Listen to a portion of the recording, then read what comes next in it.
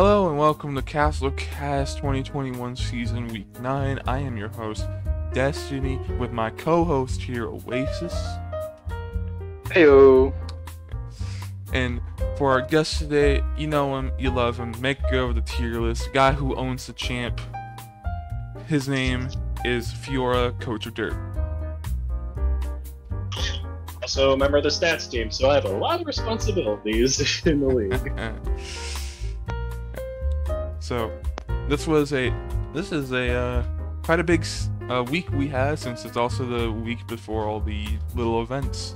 But with that, shall we get moving on to the first slide here? Let's do that. Alright. First, we have two rip in stats because unfortunately people decided to tag when they shouldn't have. We have Captain Ginyu and Kid Goku. Yeah, rest in peace their stats. Anything y'all want to say before we move on? I mean, I'd rather have a ripping stats for these two, if that gives the teams they're on a W.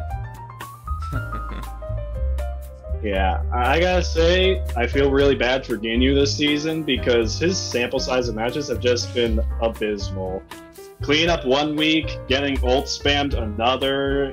This has just been a rough year for Ginyu. And then also on the FA bench for 5. Yep. Alright. With that, let's get moving on to match 1 here with Royals versus Cinema. And as you can see, this was a pretty good match. Royals taking home the win here. Some honorable moments where Fasha and Medical are going really about even to start off, and Baby doing a nice 95k, which is really not normal for him, at least this season, because he's been kind of on the flippy flop for Royals here, been one of their more inconsistent members when it comes to damage. With Cinema, we have Jane at a nice 86,000, Gogeta and Frieza really not doing much, but Gogeta did tag, which let Jane just do his work and gave Jane an escape option if needed. But I think the funniest thing for this match, and I think our two people here can agree, was Jane's Lightning Shower Rain and Baby's Finger Blitz Barrage just canceling each other out. What did you say, Fiora? Yeah, that was a pretty surprising moment because functionally it's a beam type of attack. You know, you would think that it would overpower the Finger Blitz Barrage, similar to his Mouth Beam or really any straightforward beam attack in the game, but no, they just sort of canceled each other out. And I guess his Scatter Light Beam is considered more like a energy volley type of attack by the game's code. The thing is, the shape and size of it is like a beam, but it doesn't do all the damage at once. It does the damage like it would for Barrage, so it's technically a mix of both. And you, Oasis?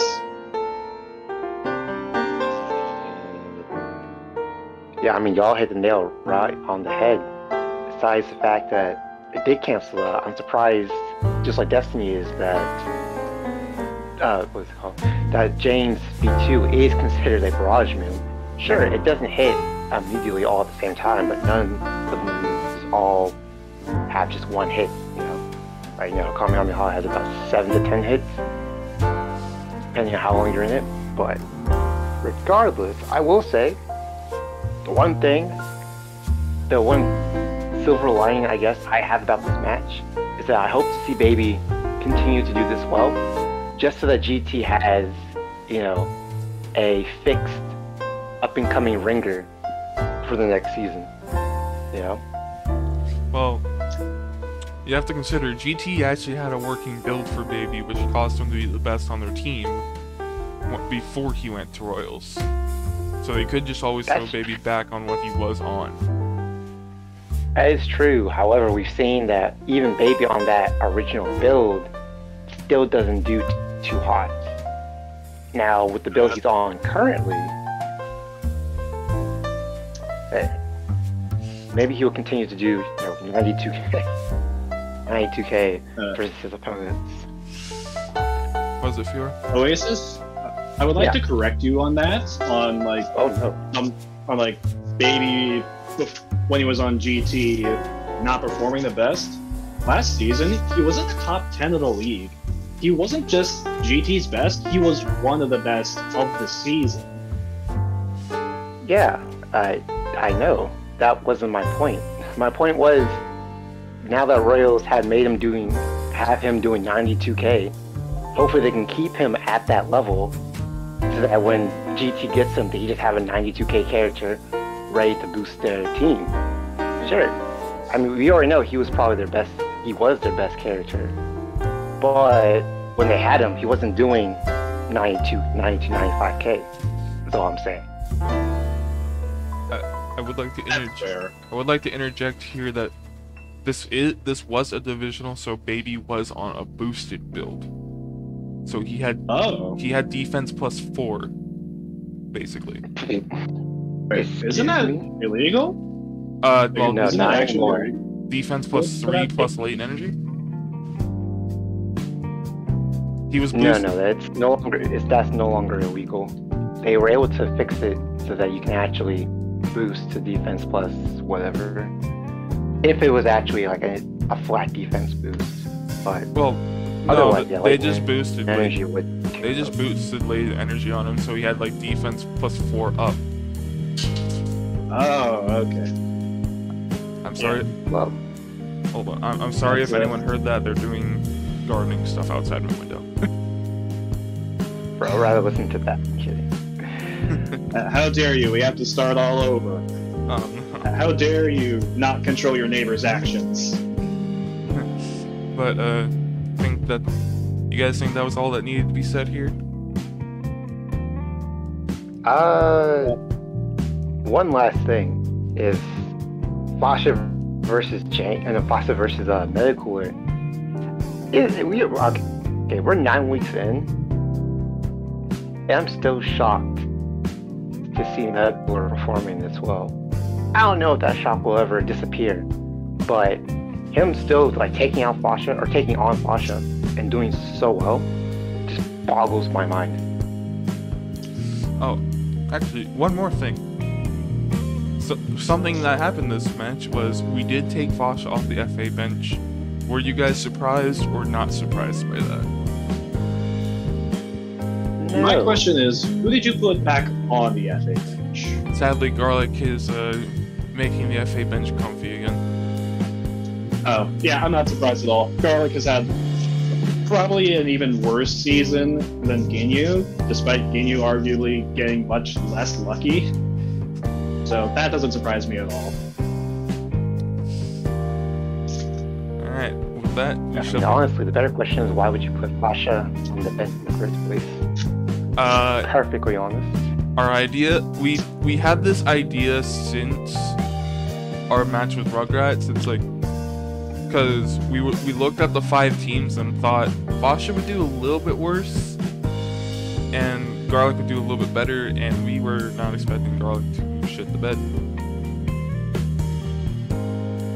Hey man, there's one thing I've learned in this league: big brain is not the right answer. If you're trying to big brain it, it's not the right answer. But yeah, our intention was always to put Fasha back in when our divisional with Royals came up. Okay. Fair enough. With that, I think we should move on to move on to the next one. With that, let's move on to match 2, and we have Androids versus Sentai.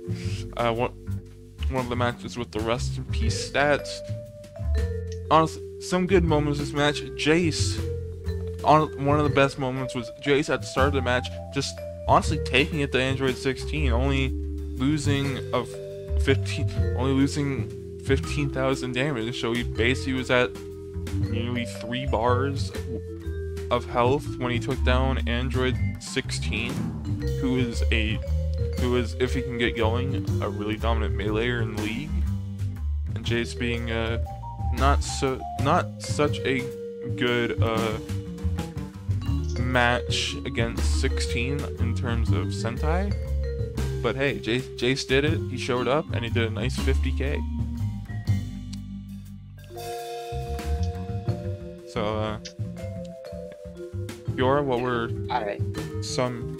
Oh, yeah, Fiora, what were some of your opinions on this match?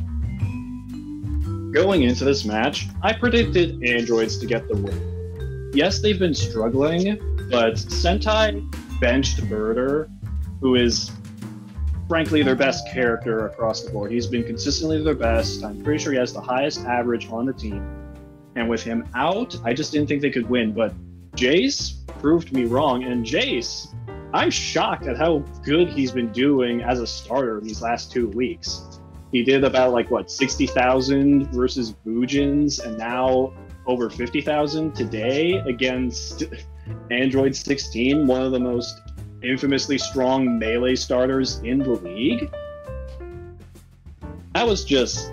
It blew my mind that Sentai was able to win, and by such a wide margin, too. There's a reason that Ginyu got the RIP stats treatment. It's because Gohan selfishly tagged at the very end when he didn't really need to. Well, arguably. He kind of needed to. He was on one bar, but he could have tagged back into Jace. Yeah.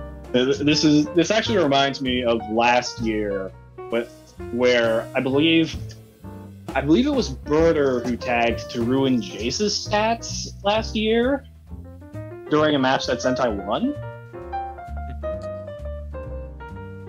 It's just...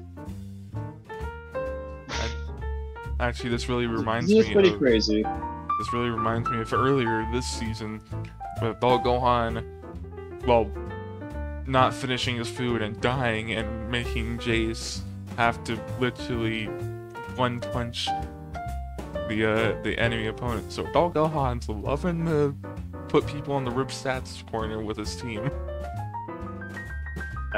I petition that we add a selfish death stat because of this. If you die when your opponent has less than a bar, then that is selfish. You should have finished them off. How dare you die and ruin the stats of your fellow teammates?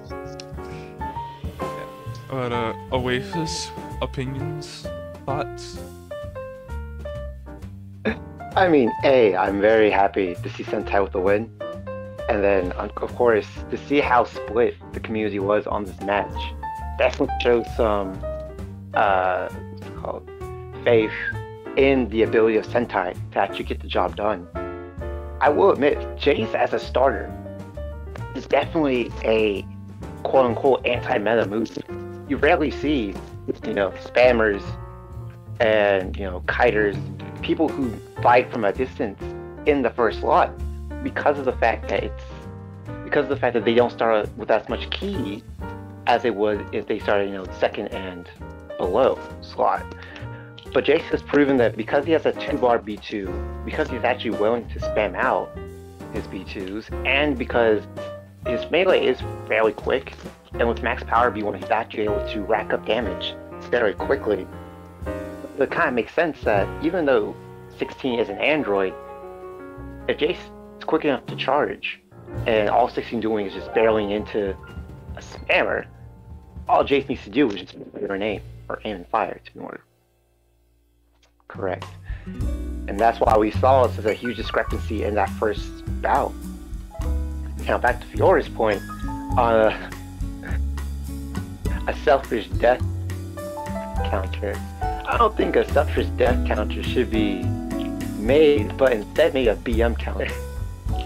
Because we've seen throughout this season the amount of times Gohan in particular, it doesn't even matter which one. There's always been like one Gohan that it has a lot of bad manners towards the opponent. And honestly, it's really just been adult Gohan, now that I think about it. Who's either, transformed down, who's selfishly tagged, or selfish death. Almost killed their opponent and then just dies, stuff like that. Selfish death. I don't know what happened to Golem. He was such a sweet boy. Now he's trolling the enemy team. Jeez, He's getting way too much But no, PTSD from opponents. Cell killing Really, 16 just completely destroyed what little innocence he had left. The world is a hate-filled place, and he accepts this and decides to act it accordingly. Nah, as soon as he entered high school, he started playing League of Legends. Hate to see it happen. This is the 90s, though. But, That makes this back then. Did it? They had their own version of League of Legends called League of Dragon Ball. There you go. League of Z. Yes. League of League of But no, honestly, of all the times for Sentai to pull out a win against Android that would be here, since Android 17, their main ringer of sorts of late was benched. While Cell did do almost 60k, the rest of the squad just was not here. Super 17 literally hasn't been here since the start of the season. 19's been here and there, but today he just wasn't here. And like we are... That is rather I mean, incorrect. There's some weeks where Super 17 does pop off. Yeah. So he's been the same as 19. He's just hit or miss. Hit or miss. I feel like he's missed more than 19 though. Or am I wrong? Or am I lying to them? Let me see here. According to my own personal stat sheet that I use for the tier list, Android 19 is averaging 31k and Super 17 is averaging 39. So 19 is hitting a lot worse than Super 17. Alright. At the start of the enough. season, 19 Fair is hitting enough. better than everyone on Androids. He was the number one on the team, week 1. Oh, that was... Oh, that was not a good sign. Yeah. As great as 19 is, that's not what you want. Especially when it's over someone like either Perfect way, Cell. I'm glad Sentai... Yeah, exactly. Destiny and I have talked about this plenty of times over the Capsule Cast, but Cell has not been the ringer he used to be. Back last season, top 3, top 2, top 1 for like weeks on end, decimating the enemy team, doing his barrier, Perfect barrier, barrage death beam spam. Yeah, just doing it all, just because he could. This Now, is probably the worst season just Cell's melee. had. This is probably the worst season Cell's had in years. Wait, you guys Which know what is it? shocking to say, You guys know what it is? because he's still in like the top 30. What is it? What is it? Two things. He's trying to get put on a different form. He's tired of being Perfect Cell. And they're trying to get early Piccolo out of the FA bench. Trying to bring the man, the myth, the legend in, early Piccolo himself. Yeah, Androids, bring back Semi-Perfect Cell. Let's get the disgusting mustache and that grab that drains life. How do you do that? That's some variety in his life, man. Super Perfect Cell. Or we drop Cell, pick up Jiro. Yeah, GT gets baby and they get Cell. Imagine that. Imagine GT that. needs all the buffs they can get, man. Just drop Cell. You can be generous. Well, to be fair, Cell's pretty bad right now. Not why I consider dropping him. To be fair, they could also drop anyone else and try to get baby on their team too. So it could be baby Cell on either team. Bro, I don't think Zal's going to drunkenly loan someone out, baby out again. Well, I don't know. He did loan out baby for Pilaf. I'm not saying Pilaf is trash, but you're losing your best guy. He did Like I said, he did get to be able to pick up one of the best 3 FAs because of it. see? I mean, has it really helped? No, Yes, but it has. I mean, the WL would definitely compare. It would definitely beg to differ. But that's not the point. The point is, this was the one season that we're going to see GT ever let go of baby, and we probably will never see it again. You know, unless Al gets drunk again. Now, since we're talking about other teams, shall we just move on? Yes, let's. I think we spent too much time on this match. Congratulations, Sentai. Yeah. That was a very well-earned win. Alright, moving on, we have match 3 with ED versus Budokai. Budokai winning this one. And this is an ED coming off of fresh Elite, aka Mid Goku. But Mid Goku was out, and honestly, Budokai just kind of outperformed them at every turn, except for versus N Goku.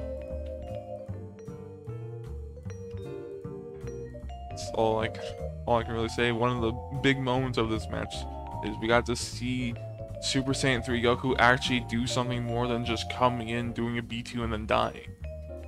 We actually got to see him do something. Imagine not getting the Goku special. You know what they should do? They should put him in Super Saiyan, give him Savior, and still let him transform, so at least he gets Savior when he comes back, because he seems to love the tag when he gets to Super Saiyan 3. Oh, you mean like how the Majins did it back in season 8? They had him on defense +3 Eternal Life Savior. All they had him do was just instant transmission Kamehameha and spam out Super Energy Barrage Volley. Yes. However you pronounce that B2. And he would just keep tagging and tagging. That was it. To be fair, whoever gets to win. Yeah, whatever gets I mean, that's true. Whatever gets to win. As long as you Doesn't don't make it cheat, any we less do not endorse taking substances to enhance performance. Yeah, we do. Excuse me. That's what the Patoras are. They're not substances. They're supplements. There's a slight, subtle, but big difference. How can you supplement All something that will matters basically is heal yourself without a sense of being? Exactly. But yeah. If I can digest it, then it's a supplement. But while the Elite Mid Goku was out, Kid Goku over there, kind of just getting the short straw of his team, having to come in because Yamcha or Tao selfishly tagged. It was Yamcha. I knew it was one of them. I mean, yeah, it couldn't be Tao, because Tao never tags. Yeah, Imagine Tao as you can see there, he's killing Even someone with his tongue. Yeah, exactly. Even though he has, like, the most tags. Oh, speaking of Tao, where did you find this GIF, my guy? Online. Where did you find this? Just online? Yeah, it was on Google. Bro, as much as I want you to describe this match, I need you to explain this image I'm seeing of Tao. I can explain it. So basically, Tao is hired by the Red Ribbon Army after General Blue failed to collect... Wait, actually no. He actually did successfully take the Dragon Radar from Goku and the other main characters. But Tao was still hired because everybody in the Red Ribbon Army was just getting crushed by Goku because he was so much stronger than them. And what the leader of the Red Ribbon Army did was test Tao's strength by having him fight General Blue. And Tao killed Blue with just his tongue to show how much stronger he was. This could have been the Budokai Hybrids divisional if they just put General Blue in. Yeah, no. But thank you for the explanation, and that doesn't make this image any better. It doesn't make it any better. At least there's context to the image now. Personally. I almost wish I didn't have the context. How is knowing the context worse than not in this situation? Because he is just... Bro, I don't know. It's just his head, but anyways, we're getting too focused on the GIF here. we have a match to talk about. So Fiora. Yeah, we spent way too much time on the GIF. So something that I found pretty notable is that we actually could have had a lot of either canon fights or almost canon fights because of just due to the natural rosters. Like, we got Yamcha versus Tien, the canon fight. We could have had Goku or Kid Goku versus Tien. We had A Tao versus Tien, which is sort of half canon because they did fight at one point, but it was the wrong Tao. Or they could have fought during training. We don't know the details about their training outside of, like, maybe some filler material in the anime. So, because Tao isn't Tien's master, the brother of Tao is Tien's master.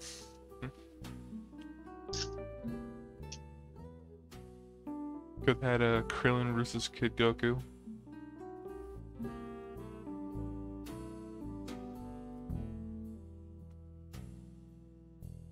Oasis, do you have anything to How add? did we not have? I mean, how did we not have a Krillin versus Kid Goku? Real talk. Because Krillin was How dead in the long world? Krillin before the Did we? Nam killed Krillin, and Mid Goku wasn't there to avenge him. That's why Earth Defenders No, lost. no. Just have them together every week. Cheat the bench system. You'll win, Earth Defenders. Trust me. Bruh. What I meant was, I'm surprised Krillin didn't start and Kid Goku at the same time didn't start. I Like, thought those are the two people I feel like should always start on their respective teams. Krillin What? did start. Krillin did start. Krillin Nam probably did. started Start. My Budokai. point is, yeah, To be fair, Like, all I'm Nam saying is I'm isn't a bad surprised- starter for Budokai. They can honestly switch between He's Kid Goku not. or Nam. These are both really that's good male true. But characters. at the same time, sure. But at the same time, with how fast Kid Goku's melee is, he should beat out almost any meleeer. You know. I mean, saying that you can say the same thing with Nam too.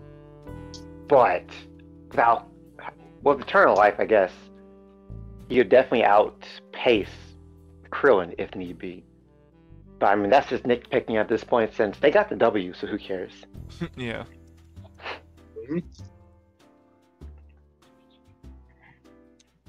But yeah, I think that's all that needs to be said about this match.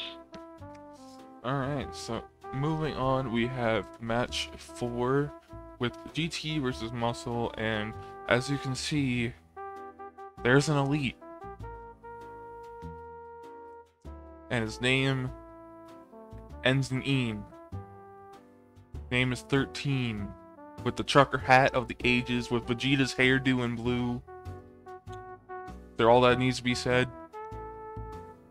It's just Android 13 being his normal self. But hey, so something else this week that happened. We got Pilaf! The good old pumpkin spice himself.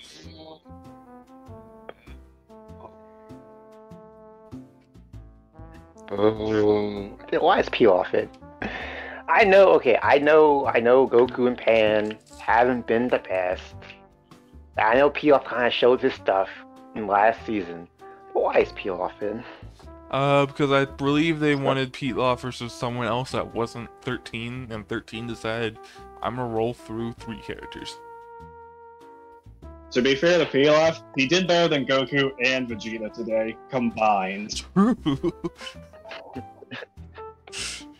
and you know, this is kind of why I say Pycon's at least a decent pick, because Pycon still seems to carry his weight, doing nearly 50k even with a deficit, but it's kind of hard when 13 goes elite, tags, and then you have Broly, Raccoon, and Trunks to deal with.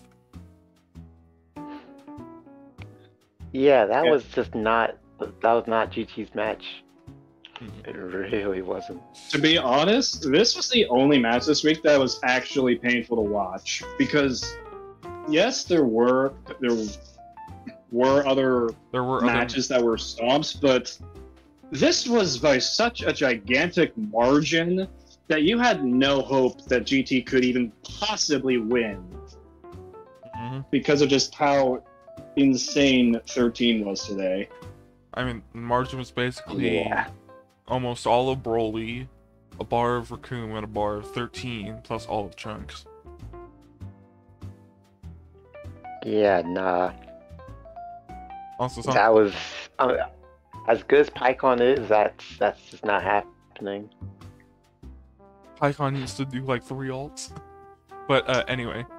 Yeah. So something of note, this is the first time this season, if we're not including preseason, because then it would be Namek. This is the first time this season that there is a double elite for a team, and it's on a separate person that isn't Broly again. And we've had an elite every single week since what, week 5 or week 6? Actually, yeah. I believe week 6. Actually, no. It was week 5 because week 6 was the Android 16 elite, and Broly was right before that. Week 7 So was then late the real Piccolo, question- week 8 was mid Goku, and this week is Android 13 plus another we'll get to later.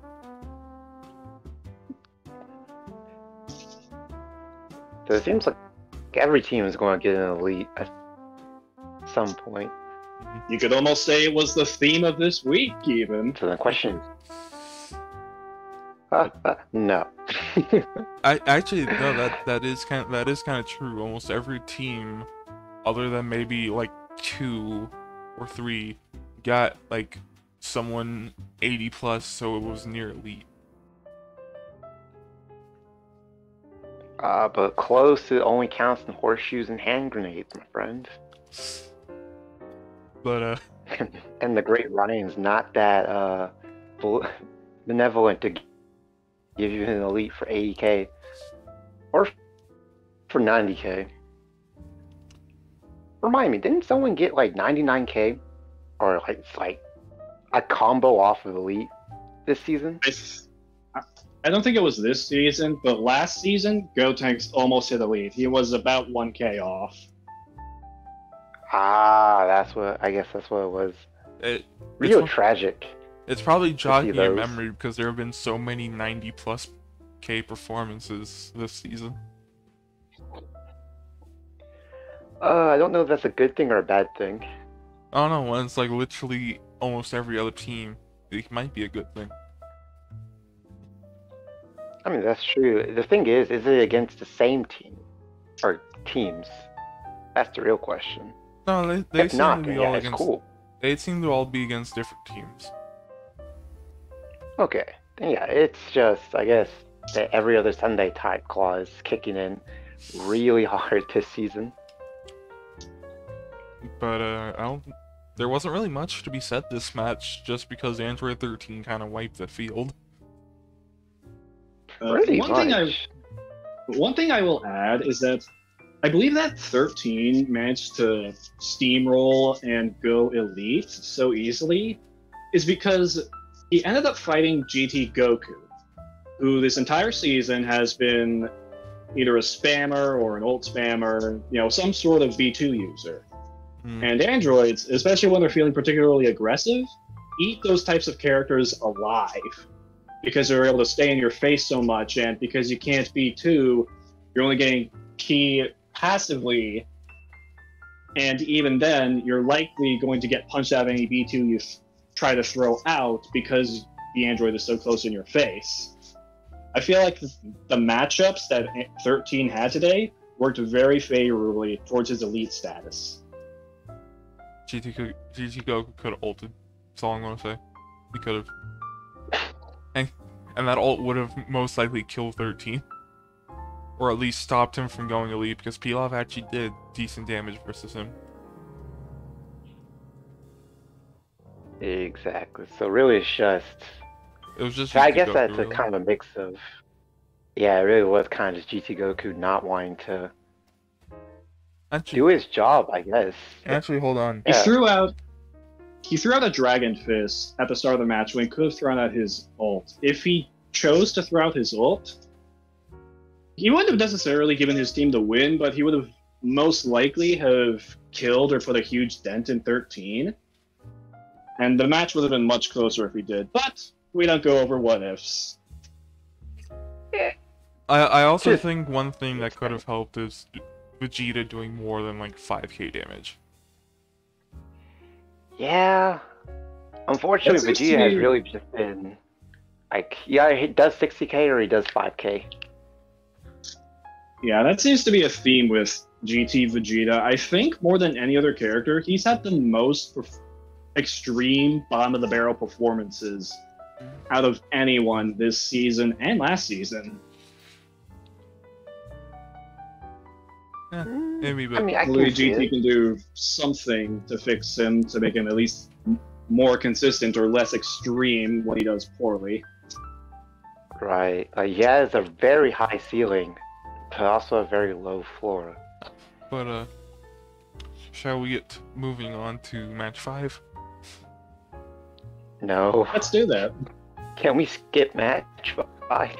I'm sorry, We're Oasis. dragging you to there right now. You have no choice. I'm sorry, Oasis, but we can't move any matches. Here we have match 5. Match 5. Bujins versus Namek. Honestly, even though Oasis's tone might sound different, this actually could have gone either way, because like Gohan, Buu, and Tam were looking pretty even for a while. Honestly, the only really major turning point is Kid Buu kind of just slapping up late Piccolo, and then King Piccolo not able to do what was needed versus Kid Buu until he was on his last bar.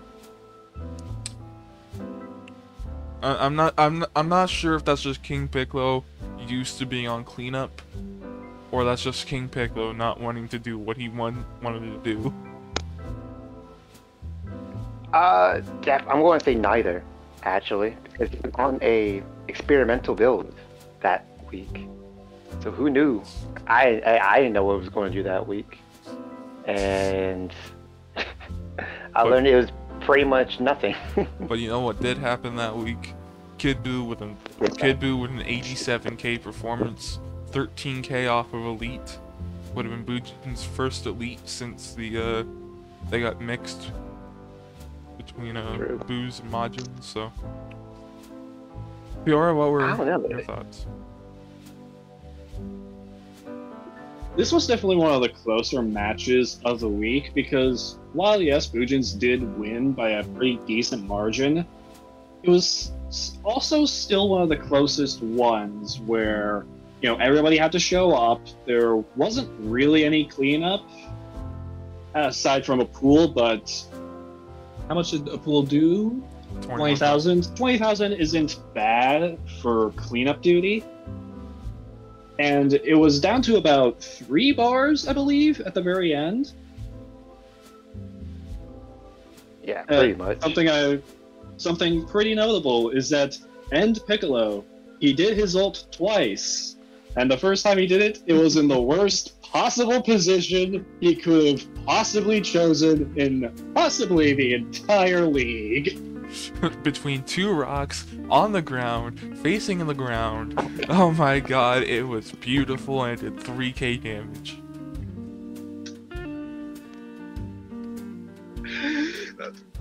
Easily one of the funniest moments to happen both of the week and the season, just due to that terrible, terrible placement. Something else I would like to comment on is King Piccolo. While his stats show that he's been doing horribly, like, what is he at the bottom 10 of the league right now? Yep. A big reason for that, though, is because he's been on cleanup duty for half the season. There have been like 3 or 4 matches back to back where the enemy team only had like a bar left, and then King Piccolo just had to show up because everyone else on his team died, and he was stuck on cleanup duty. But you know who is bottom 10 and wasn't on cleanup? Nail.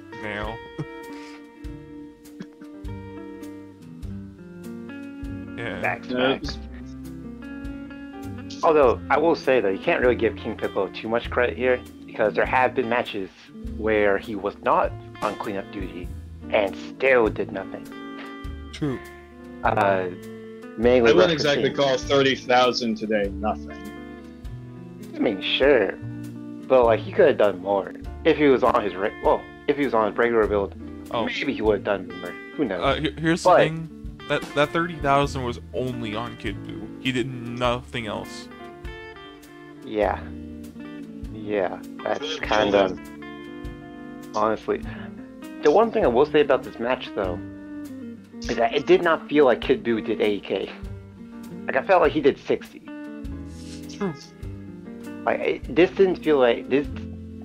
Kid Buu's performance didn't feel as oppressive as some of the other performances we've seen this week. Like 13's, got not Kigoku, like Noms, stuff like that, or Jace's, stuff like that. Like it honestly felt like, as Fiora was saying, it was definitely back and forth, and it was winnable by both teams. It's just a damn shame that I only had 3 people, while the Bujins have 4. And that kind of is what made all the difference. I guess speaking of Nail, do you have any, like, I guess spoilers, I suppose, do you have any sort of plans for him? Like, FA benching him, changing his build, or just dealing with him? Because he wasn't in this match today, but he's just been consistently awful all season. Yeah, so 2 things. A, essentially all season he's been on a test build all season. I'm not gonna lie to you. So that's why he's been fairly awful. Like his AI has changed, his build has changed throughout this entire 9-week sprint. It's never really stayed the same. However, I think I've said this almost every time I've been on the Capsule Quest. I think I finally fixed him with this new build and new AI. So we'll see what happens this week. And You keep saying that, but it keeps failing. Hey man, if you say it enough times, eventually it will be true. A wise man once said. But I will say though,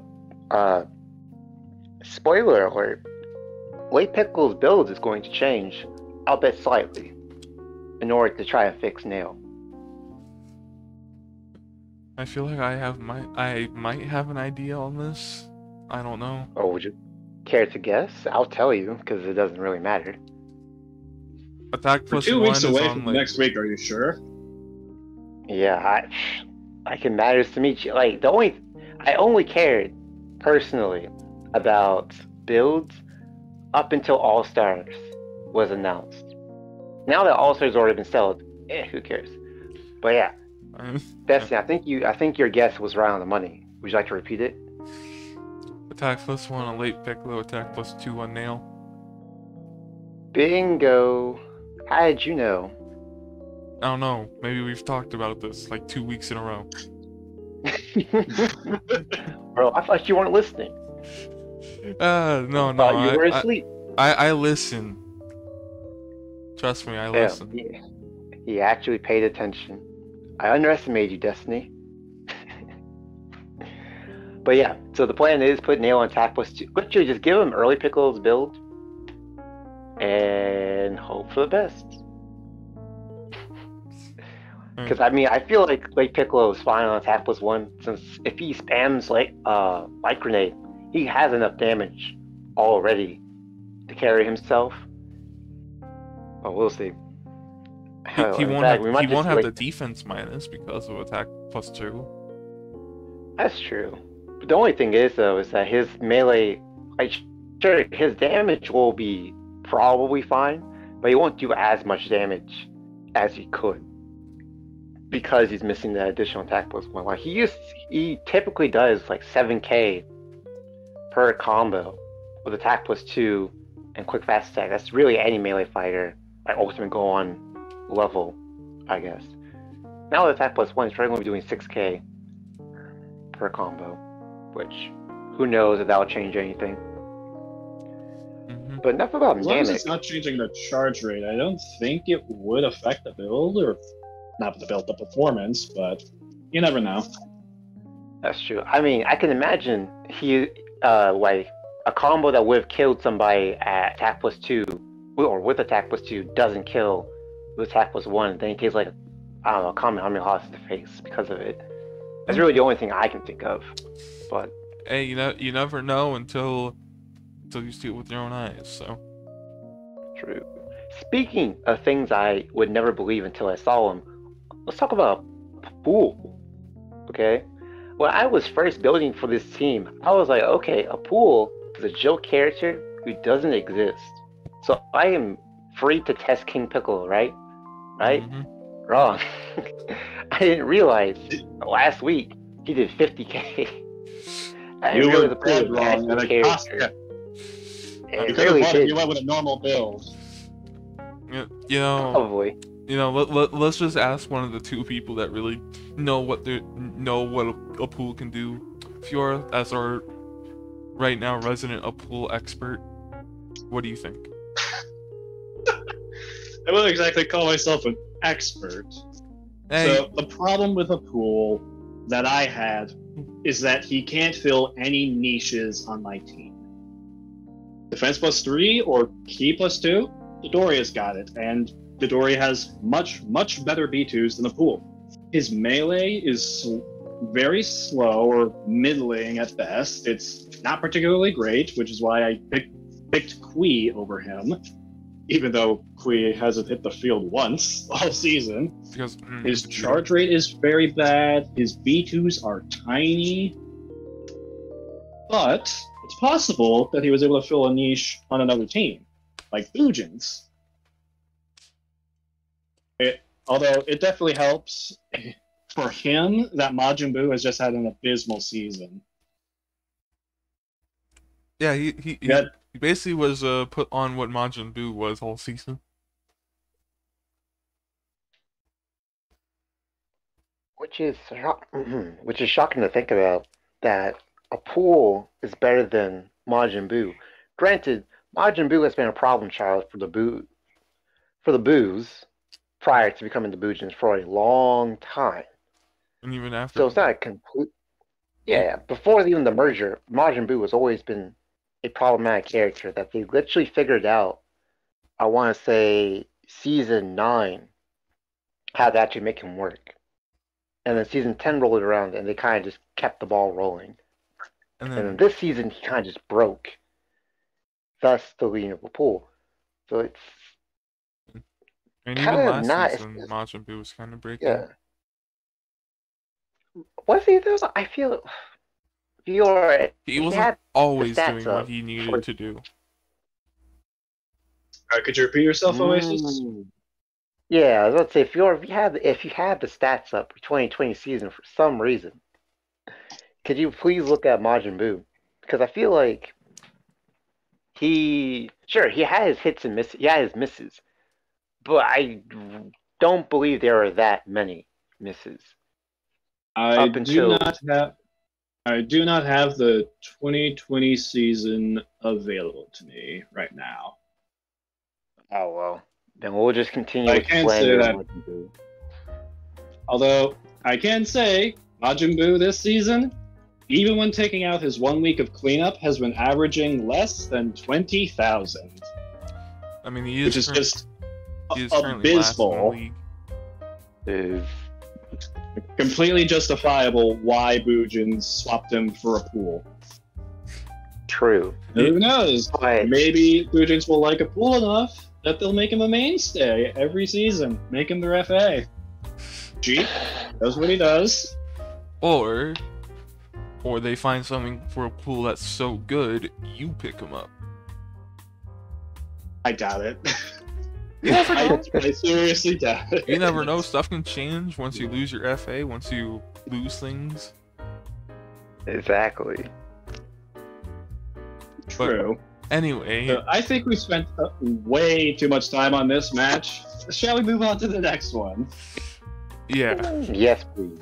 Yes, please. Oasis would love to move from this match. But moving on to match 6 here, we have Resurrected Warriors vs Rugrats, and as you can see, there's our second elite. And let's just say Resurrected Warriors is the first team of the season. of this season. They're not the first team ever. The first team of the season to have someone go elite twice, and it was the same character. So I really just think this match was Ed Vegeta doing what Ed Vegeta does, and then once he went down, Kid Trunks was doing what Kid Trunks does, until early Goku decided, I'm just end Kid Trunks' whole career. That's really all I have to say on this match. This match was End Vegeta and End Vegeta accessories. Because this man, he did so much that really anybody else on his team was basically just there as clean, functionally. Even though they don't really have cleanup level stats. Something notable, actually. By the official metric that we usually use for the stats team to track the numbers, End Vegeta did not hit Elite because Goten did False Courage and End Vegeta threw out his ultimate, which caused enough cutoff for him to not make the cut.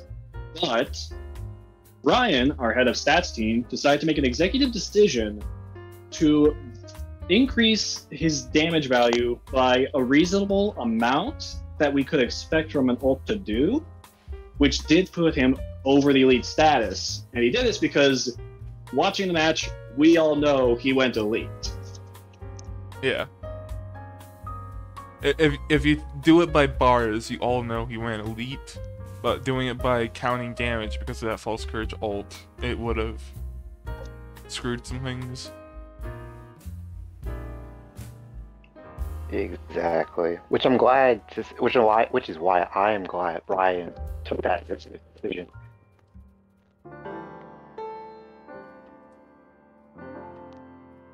Sorry. Oasis, are you there? You cut off. Well then. I should be there. Hello. Okay, there you are. We can hear you. So you were saying? As I was saying, I'm glad Ryan made the executive decision to give Vegeta essentially his elite. Because it would be bizarre for M Vegeta to do all that damage, all those bars, and not give it. But regardless, yeah, I think we've said this time and time again. Resurrected Warriors, very scary team. They're balanced to a T. Literally every role any team would ever need is essentially filled, and filled to perfection, I might add. Like 2 all-rounders, perfect closer in Goku, a tank in Aider. What more does a team need? And thus far, it's really shown that there's nothing, no one in this league thus far has come close to matching their efficiency and their effectiveness on the battlefield. I mean, sure, well, I wouldn't go. Oh yeah, go ahead. I wouldn't go that far because they've had a handful of close matches, but towards this second half of this or second third of the season, I guess that would be accurate because they've just been crushing it repeatedly. I mean, sure, they had close matches, but no one has been able to actually surpass them, I guess is the better word.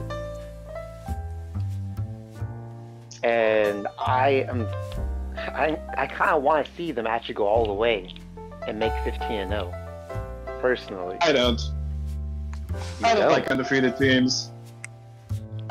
See, okay, I can see why, because, I mean, sure, aside from Super Saiyans and all that, I feel like Resurrected Warriors have done such a great job in the off-season and getting their team prepared, ready, making the trades, making the loans, all of this behind-the-scenes stuff to get their team to this level of excellence.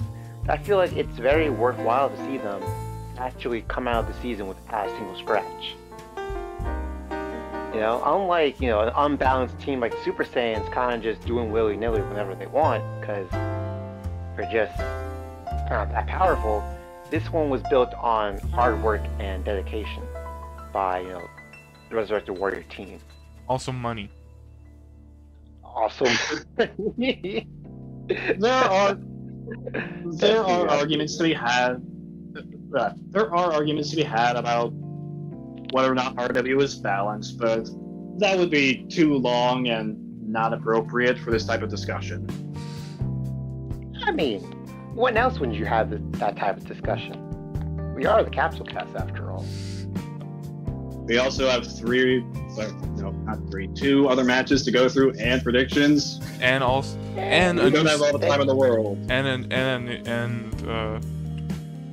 power rankings, plus a news slide that we'll get to after power rankings.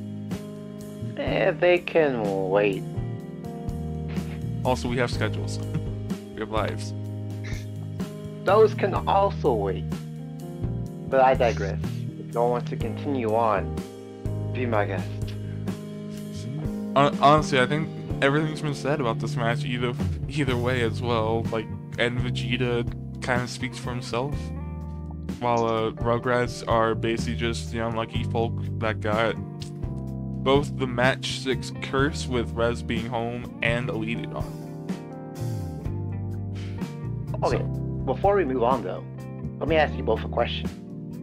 Who is the better character? Android 13 or End Vegeta? I would say End Vegeta because they both have similar ceilings, and 13 arguably a higher floor because he's an android.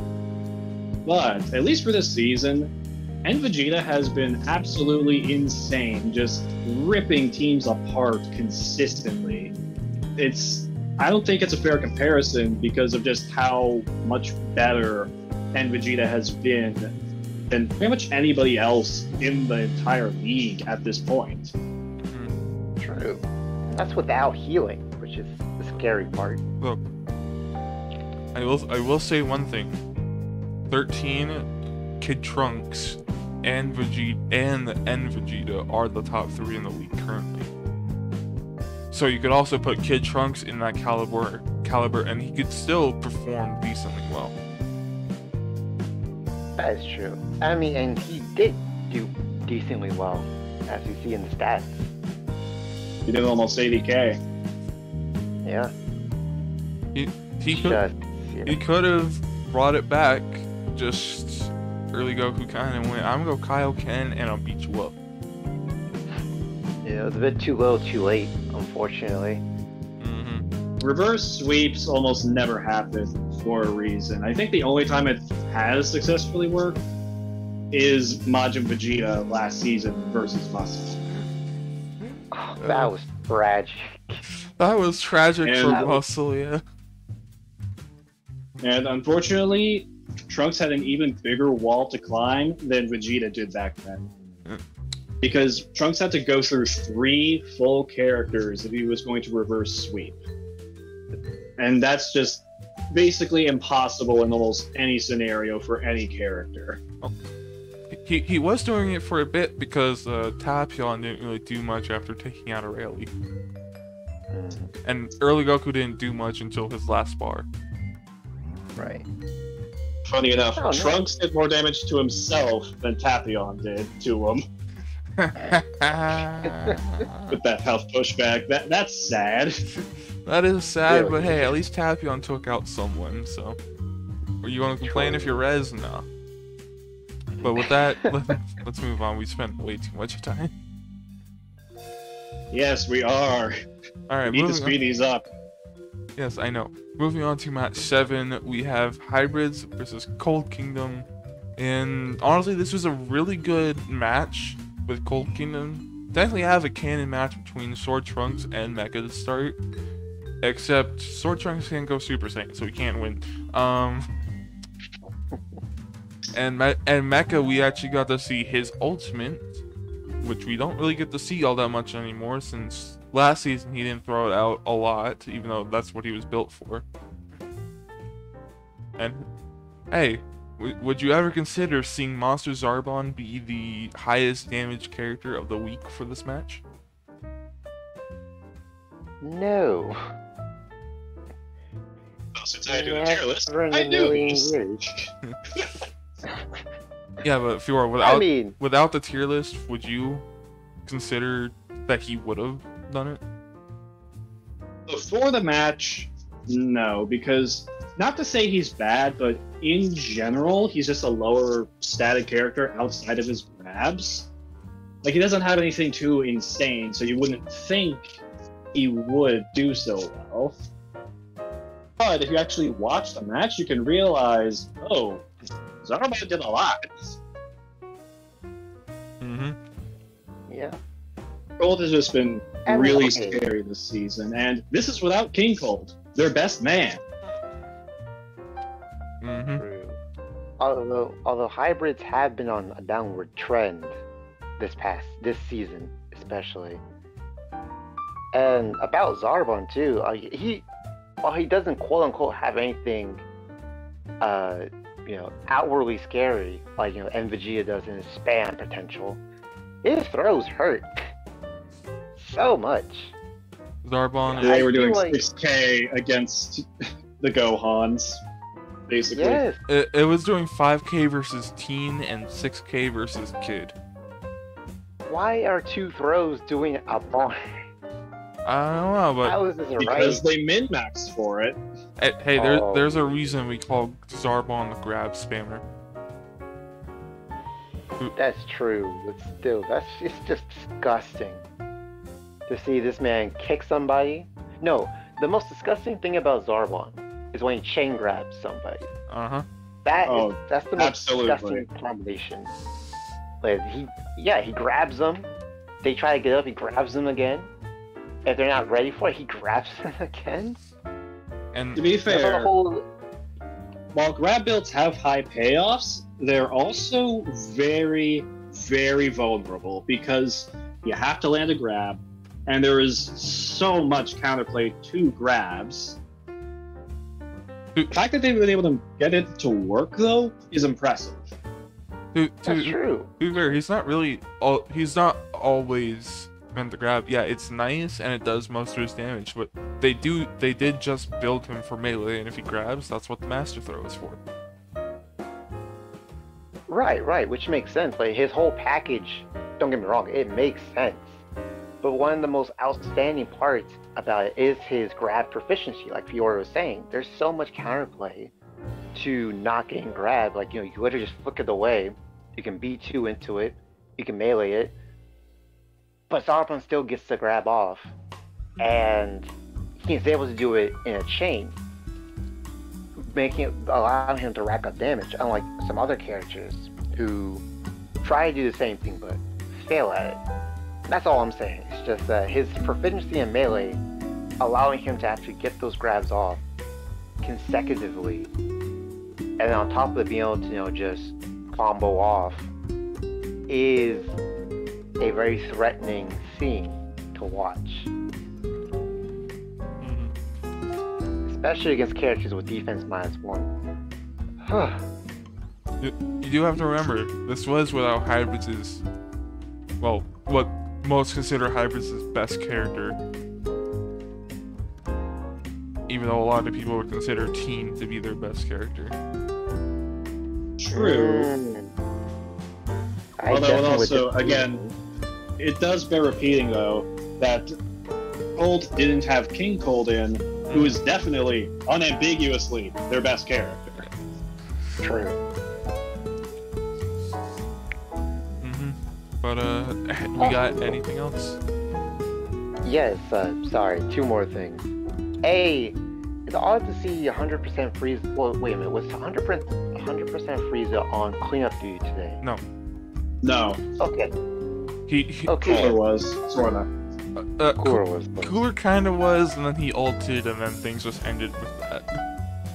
Gotcha. It's kind of weird to see 100% Frieza not doing more than 50k. He has not been doing the best lately, so Which is weird to me, because he was so dominant early in the at the season. start of the season. Yeah. Yeah. And then Looking second at- sorry, go ahead. The thing about Frieza was the way he's currently built. He's on spiritual control, Kabio secret art, and whatever blue Pratar they put him on. The issue is very similar to Broke. because Broly fairly consistently uses a similar type of build. It can work, and the payoff is insane, but it is very easy to fall apart because you have to be willing to use a B1, you have to be willing to use the correct B1, it has to connect, and you have to fire a B2, which just isn't as easy to do in the current difficulty compared to previous runs. Although Nova Strike is basically impossible to dodge, so it does help with its success. That's fair. The only difference, though, between Frieza and Broly is that essentially Frieza only has one B1. Broly has two, in a sense, because he has Saiyan Soul and Kakarot. He can use both at any point.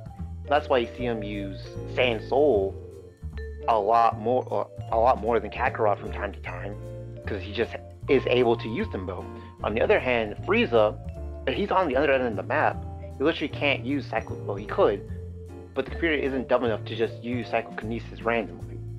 So really, in all honesty, he only has 100%, a long way to 100%, and he used to spam that out like it was no one's business, you know? So I feel like that difference in essentially only having one B1 and willing to spam it is a big difference between him and Broly. But still, yeah, go ahead. I think another difference between the two is Broly we've seen work on other builds.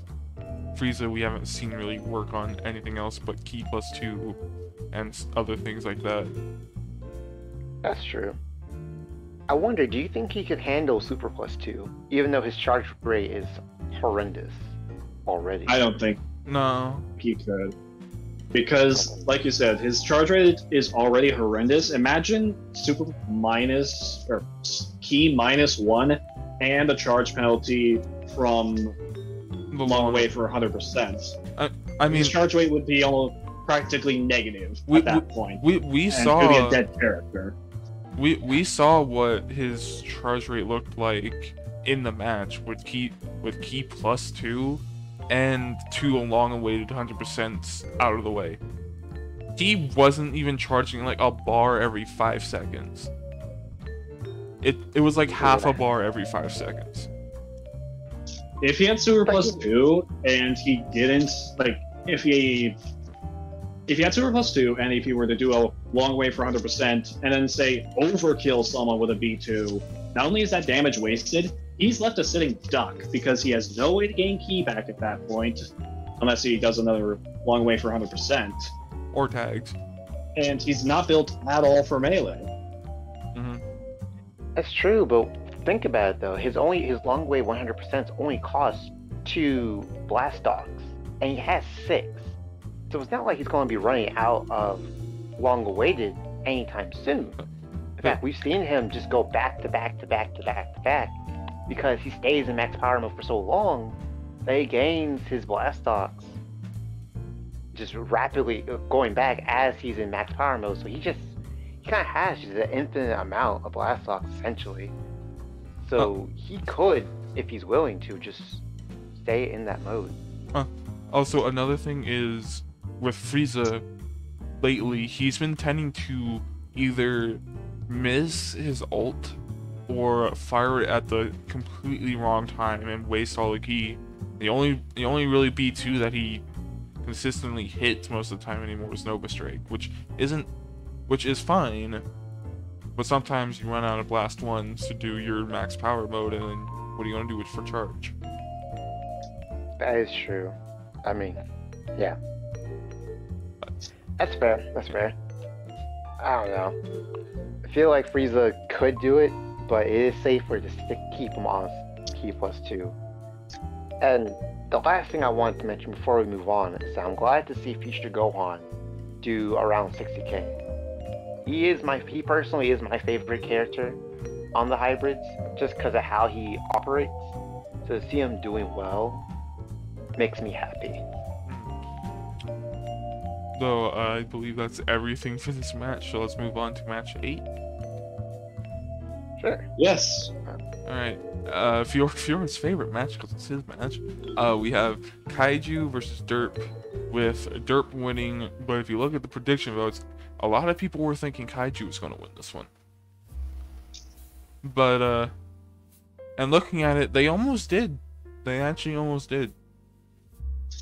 Because, I think partly due to that not even 10k Dodoria performance. But, some highlights of this match. Bardock doing nearly his 80k. Nappa transforming to 8th, tagging so he could do a lot more later. And the biggest thing you can see from this match, base Vegito going near elite. I think this would have been our first FA to go elite this season, if he did. Yes, I believe it would be, because previous End Vegeta, he's a mainstay on RW 16, End Piccolo, Mid Goku, 13 and Vegeta again. Yeah, it would have been, if he had elite, he would have been the first FA to hit that status this season. Adult Gohan's gotten close a few times, but not enough. But, Fiora, what do you think about your match here? Okay. So, going into this match, I fully expected to lose. Because Kaiju is at home, so they can all become giants. It's not really a problem for Vegito, but Vegito has been a coin flip. Sometimes he does 40 to 50 to 60k, sometimes he does less than 30k. You know, Salza, the last time he fought a giant, aka during the match against Royals, and he was eaten alive by that. Supreme Kai, he's built for melee, giants will just say no to that. And Dodoria has the best matchup against them, but Dodoria has also been my weakest character this season. And of course I'm going to bench Hercule. I would be stupid to have him in for this match because giants are completely immune to his kit. Even Present Bomb doesn't work. But Vegito went above and beyond, hitting almost elite status and just giving my team such a massive margin of error. Like, Bardock completely shut down Dodoria, and my team still won by a little over 3 bars because of how much work Vegito put in. He killed Scouter, who was Kaiju's Eternal Life character. He almost brought Nappa down to his last bar and forced him to tag. Although he also went giant, so...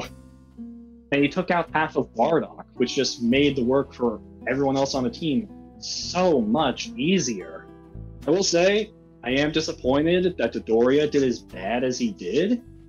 You know, not even 10,000, and he has no excuses this time. When he did poorly against Cold, I messed up and gave him the wrong AI. When he did poorly against 18, it was just Android barrier spam. And against 18 last week versus Budokai, she barriered his ult, and Dodoria has an abysmal matchup against androids. This week, though, no excuses. Could have fired an ult against Bardock, but instead went for a mouth beam. Could have taken any time to charge, but instead he was just constantly going up in Bardock's face.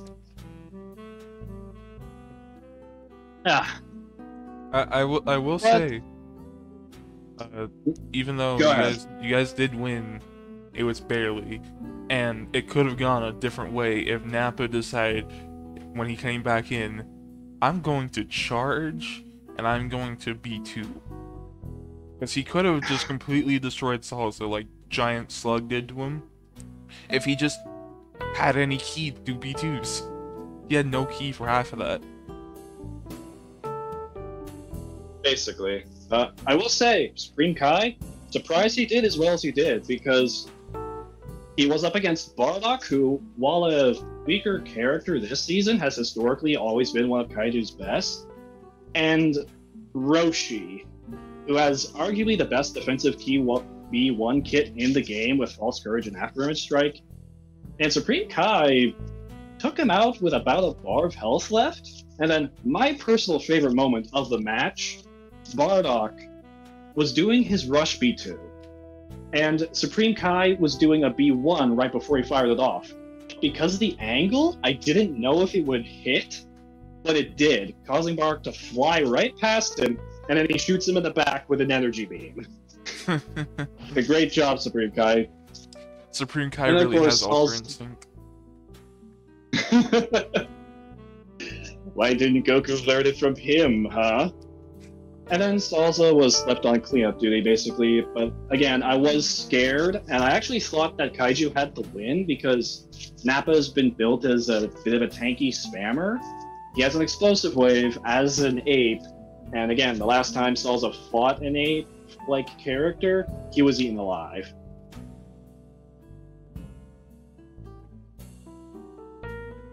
Mm-hmm. Oasis, what do you have to say? I mean, aside from your excellent analysis, isn't much left to cover here, because it sounds like you truly did put in the effort to study your team, to study the weaknesses of your team, or prepare for this match, causing this, overwhelming victory, so to speak, for your team against Kaiju. I gotta say, when preparing for this match, what was the scariest element? The scariest element was, when looking at the lineup, it was Bardock being the closer. Because Scouter versus Vegeta, they're both coin flippy characters. It could go either way, honestly. Dodoria versus Nappa, that was how the lineup was, and again, it could go either way. They're both very similar types of characters.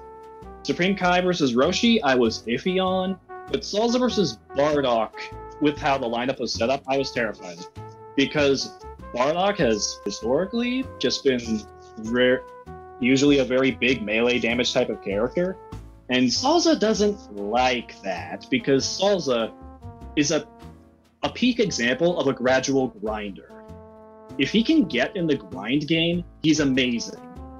Like, he was top 10 of the league for the first 5 or 6 weeks this season because he kept getting in that grind game, forcing B2ing opponents to not throw out their B2s by staying in their face, keeping his distance at times. Just, Salza is very well suited to be in the grind, but if he can't be in that sort of slow, gradual slugfest, he's just not going to do enough damage to warrant, being on the field. It's worked out for him a lot this season. His average, even with this sort of cleanup against Nappa, is over 50,000. But those few times where he can't get in the grind game, it sucks to be a member of Team Derp. Let me ask you this. At this current time, who do you think is your best member? I would have to go with Salza, because Vegito, he has an insanely high ceiling, currently averaging a little under 50k, but he's also been averaging, like I said earlier, he's a coin flip. And I think I could explain why. I really regret my choice in map this season. Because when I picked Frieza's ship, I was thinking that because there weren't going to be any obstacles, it would help out Vegito, because, he's a very strong melee type of character. And, that's the FA I went with. But I think because of how vertical and how there's basically no floor on Frieza's ship, it's been screwing with his AI behavior. Because something that I've noticed is that for the past few weeks in a row, he's been on the enemy home team. The enemy home map. And he's been crushing it. But on our home map, he just doesn't do as well. Supreme Kai, he's good, but he's also been getting destroyed, barely doing 10k sometimes. Dodoria is my weakest link. Herc is a close second, but a lot of a decent chunk of his damage is overkill at the end of the day, and with my own tier list project, I don't count overkill, because I don't think that sort of behavior should inflate your numbers, so I would still have to go with Salza as my best man. There. You brought up a good point about, Frieza's ship And in the same respect, Kami's Lookout versus regular maps in terms of just not having a floor to work with. And I believe that not having that floor really hurts melee-focused teams. Because if you ever noticed, melee combos that feature a hard knockdown, so like a smash attack, have extra damage whenever the opponent hits the ground. And without that ground, they get sent into a free fall. Now, sure, sometimes that's great if your team is full of tracking rush B2s, or just rush B2s in general.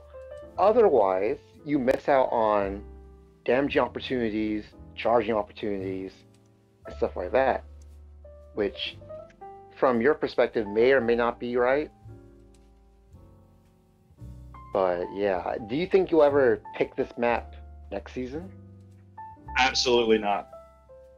I am never choosing this map again. I think it has genuinely hurt my team more than it helps. And it's going to continue hurting my team because no map changes mid-season. Unless I spend a Zenny on it, but I don't have much Zenny anyways. Fair enough. Then what would be your dream map? I don't have a particular map, but one of my supporters, he really wanted Broly's planet because I'm assuming because it can't be blown up and it's a pretty standard map otherwise. And if he still wants it next season, I would want to bid for that. Fair enough. Sounds like a plan. And lastly, last question, I swear. How does a pool fit into your next season game plan? I'll ask my supporters if they want to look at a pool, but I would still prefer Kui because I'm not going to get Vegito next season. He's going back on the FA bench, or FA pool, and Kui, his melee is, I think, the fastest of anybody currently available on my master list other than the champ. Except he can actually be built for melee, because his melee isn't abysmal like the champs in terms of damage. I'd personally if the team wants a pool, then okay. I just don't think he can fill a niche with my current roster right now. I personally say at least still test him out, because stuff can happen over a season. Like, Garlic didn't change, and he's gotten really bad. So. True. Not deep. But it would depend on how the rest of my team would, if they would want to test a pool, because personally, I don't. But I go with the majority vote. You did spend a month on testing him last offseason. Yeah, I did. So you at least have severe knowledge. True. I mean, hey, he might just replace the Doria at this rate. Because they are on similar style of builds. True, but the Doria has power body. That is also true. Hey, Majin Buu and a has much power better body. alt. True, Majin Buu is the exact same thing. Yeah, Majin Buu had better ult, power body, and look where he is now. That's all I gotta say. Well, the Doria just has much better B2s in general. They're bigger, more likely to hit, and do more damage than the pools, even without any super boosts. So is Majin Buu's, and look where he is. Exactly. But the Doria hasn't fallen apart completely like Majin Buu has. For now. Yeah.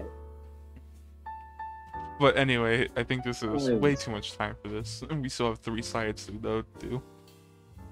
Yes, let's move on. Alright. Alright, so next slide, we have the power rankings.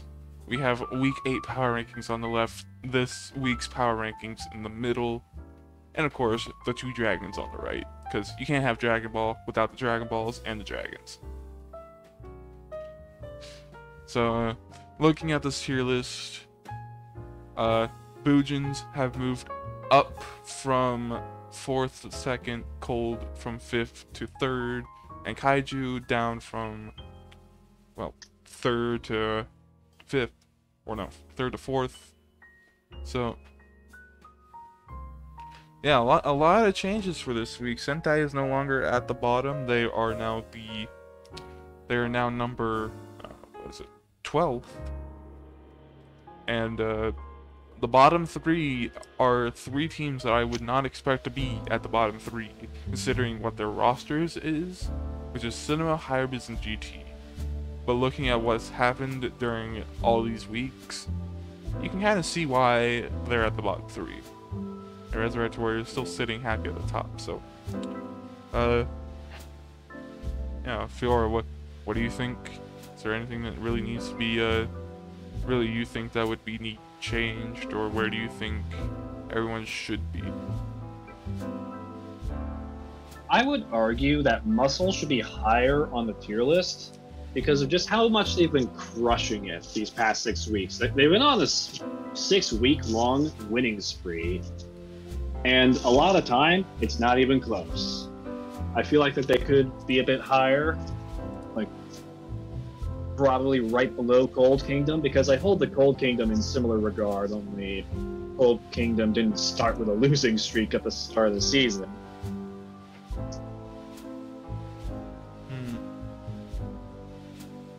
Yeah, I can see it. With how, like you said, with how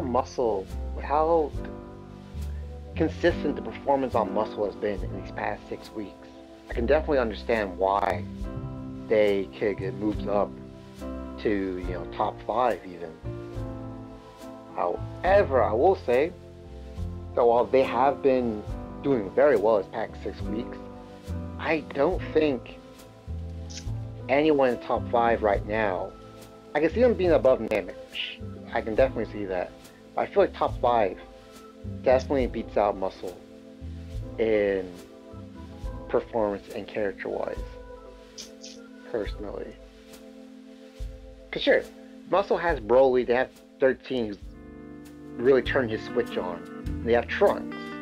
Bojack's he's been more hit than miss recently, which is good to see for them, not for the rest of the league, but still. And then Raccoon. But at the same time, Bujins have all the Bujins. Cold has all these different ringers, all these different gimmicks and tagging. Kaiju's Kaiju.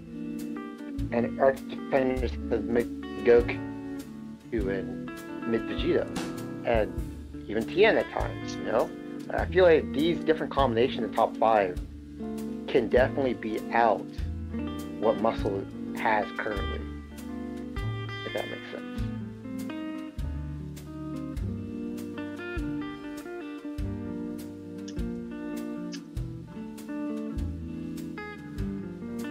But yeah, honestly, how do you feel about your team being at number 9? Is my question to you. It feels appropriate because Do you think higher? I just feel like it's an appropriate area to be in because yes, I started out 4-1 in the first third of the season, but now I'm 5-4. I've only had one win since the first third of the season was over, and the performances of my team can be polarizing at points. Like, this is, I think, the 3rd match this season where one of my characters did a bar or less. And not as a result of fleet. Right. So you think... Still, though, with how your highs have been, don't you think you might want to go a bit higher than that? And crack the top 8? Looking at pretty much every team in the top 8, I feel that my team would lose against. Rugrats, they have Kid Trunks, who's just been consistently one of the best characters in the history of the entire league. They have Aurelie, who is really scary. Really, really scary. They can go for fusion at any point, and Gotenks has the highest ceiling of any character that's legally allowed to be in the league. Then there's Muscle. I'll get to them when we do predictions. There's Earth Defenders. They've been really, really solid ever since they got Mid-Vegeta several seasons ago. Kaiju. did just beat them, but I was not expecting it at all. Gold Kingdom, they crushed me. Boojins, they're Boojins, and Resurrected Warriors, until shown otherwise, I believe Auto wins any matchup they're in.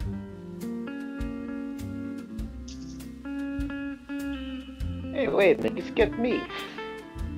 Skip my team. Oh, I'm sorry about that. Trying to say I'm not top 8 material? Okay. Oh, you Sound deserve to be at the bottom with GT. I mean, while you guys over here speaking about top 9, I'm just over here. Okay, I'm bottom 3. Yeah. How do you feel about your placement currently, Destiny? Sad, but it feels like I'm at least not last. For now. For now, could change in week 10. Yeah, you could do even worse and get less places. You could only do 10k total next week. Then you would be at the bottom. I don't see how any team could do less than 40k. I don't know if Frieza decides to derp again. Even though Frieza will not be in. Oh, really? Wait a minute. I guess this is... Is he getting benched or FA benched? That sounds like a question for predictions. That will be remaining to be seen, because I'm not going to disclose that information since this will be coming out before week 10. Fair enough. The 2 weeks before week 10. So, but with that, shall we get moving on to the second to last slide? Yes. Alright, something for this week only. We have the All-Star roster and Otherworld Olympians of 2021. Congratulations to them. I did try to find a little metal-looking thing for the B2/Super Stats, but all I could find were presents for number 1 in Super, of course, Hercule. Appropriate, since Hercule is in the event. Yeah, but of course. Hercule's broken. Looking at this, of course, we have our Super Olympians: Hercule, Scouter, Nuova, Maju. Our Melee Olympians: Aurelie, Gogeta, Ultimate Gohan, Perfect Cell. And we have our All-Stars, and these are in the order of how many votes they got. So Late Piccolo is first, Adult Gohan, then Birder, Majin Vegeta, second from Frieza, Gohan Buu, 13, and Vegeta, King Cold, and Slug. Honestly, the only two things that I have to say, I'm happy that Sentai got 2 members in the All-Stars, even if one of them is just their FA. And I'm surprised Gogeta made it into the Melee Olympians. I thought there were at least 3 other people better than him in Melee that weren't already in the Melee Olympians. Hey man, you don't have to be better, you have to be popular. Yeah, and I thought Jane was popular enough, man. Same, I voted for him, but... I'm sad that Salsa didn't make the All-Star voting. He had the average for it, people have poor taste, I guess. They don't like the French. I mean, to be fair, I'd say I would rather have Salsa versus Majin Vegeta, but it's nice to see Slug in it. I'm surprised that there are 2 Namekians in the All-Stars. I'm shocked, personally. It's so odd to think that Slug is in the All-Star event, because across the whole league history, he's been rather mediocre. It's just, he's had a gigantic glow-up this season. I'm glad for him. It's just weird to think about. It is. Because, I mean, I will admit, prior to this season, the focus was never really on his... Like, the build he has now is relatively new. Because typically he'd either be on Defense Plus, because people didn't know how to build him, or on a test experimental attack plus, because his B2s prior to transforming didn't do very much. But in this instance, they decided to focus more on his late game potential. And, still his Dark Eye Beam, sure. But more on his late game potential and how when he transforms, his B2s become just ferocious attacks. But I will admit, personally, I am surprised that people voted for Nuova for the Super Olympians, and the people voted Late Piccolo for number 1. That shocked me. He was number 1 in the league at that time. Yes, he was, and by a pretty decent margin too. I guess. He's been carrying Namek for half their victories this season. It's unsurprising people will want him in for an event like this. But I do have a question for both of you. Since the Otherworld Olympics are new for this season, actually I think they're new for the league in general, and since we have the 4 representatives here, is there anyone that you either voted for or would you think would be better suit for either of them than what is seen here?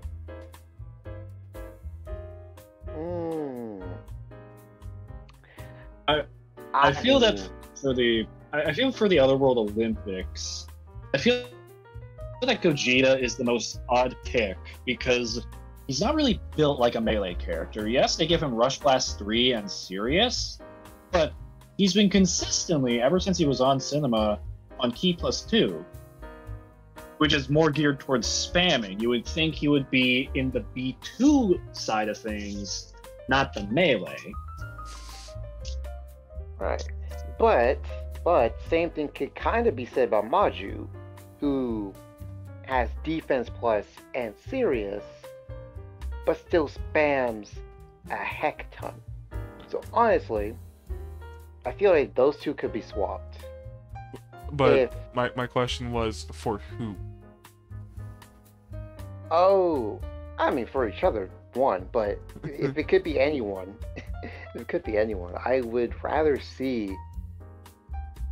You know what's funny? I kind of would love to see Zarbon in the Melee Olympians over Aurelie, personally. Because while she is on attack plus 2, and while she does just kind of smack people around, I kind of want to see this throwing monster in the Melee Olympians doing what he does to his full extent. As for Super, yeah, go ahead. This event takes place in the Budokai Tenkaichi, right? That map? I don't know which map, but we do know something that will happen. They can only do damage respective of what they're in for. So melee can only do melee and other things like the sword. Super can only do damage with their B2s and ultimate. Okay, because if this event does take place in the Budokai Tenkaichi, then that would actually hurt Zarbon a lot, because unless you're directly over the pavement in the middle of the arena, grab B2s like Zarbons and Raccoons don't do anything. Actually, hold on. It might take place in the Cell Games arena, which doesn't have, or something that has to do with the area of the Cell Games, because in place of the Sweeper Games, which will be happening later this week, or well, yeah, technically later this week at the time of this being recorded, and because both of those areas happened before in like the area of the Cell Games, so this will probably happen there since it's happening before the All-Stars.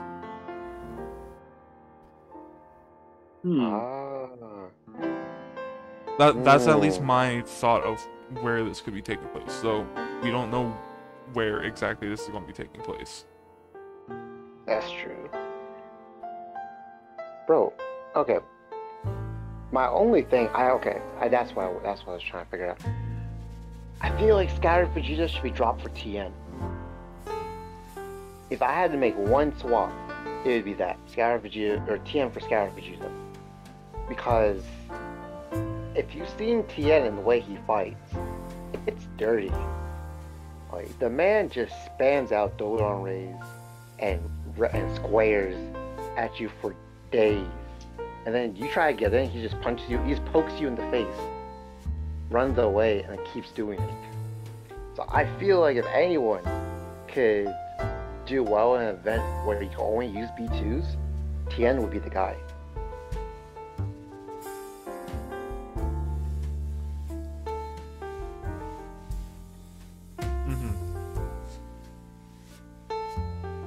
But yeah, to answer my own question, I personally would have thought Gogeta would have been in place of Gogeta would have been swapped out for either Janemba, because well, also another thing is if they already appear in one category, they can't appear in the next one, so all the All-Stars couldn't appear in either of the Olympians.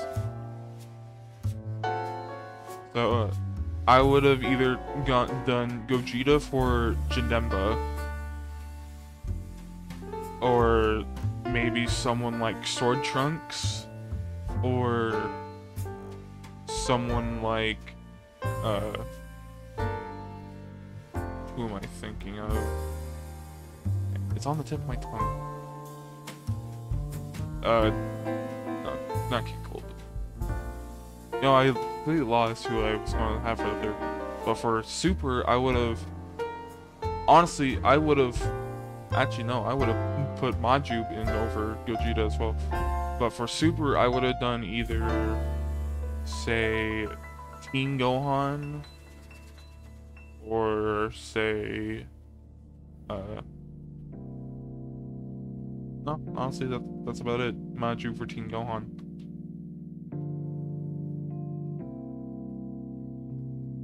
Really? That's a bizarre... well, it's not a bizarre pick, but...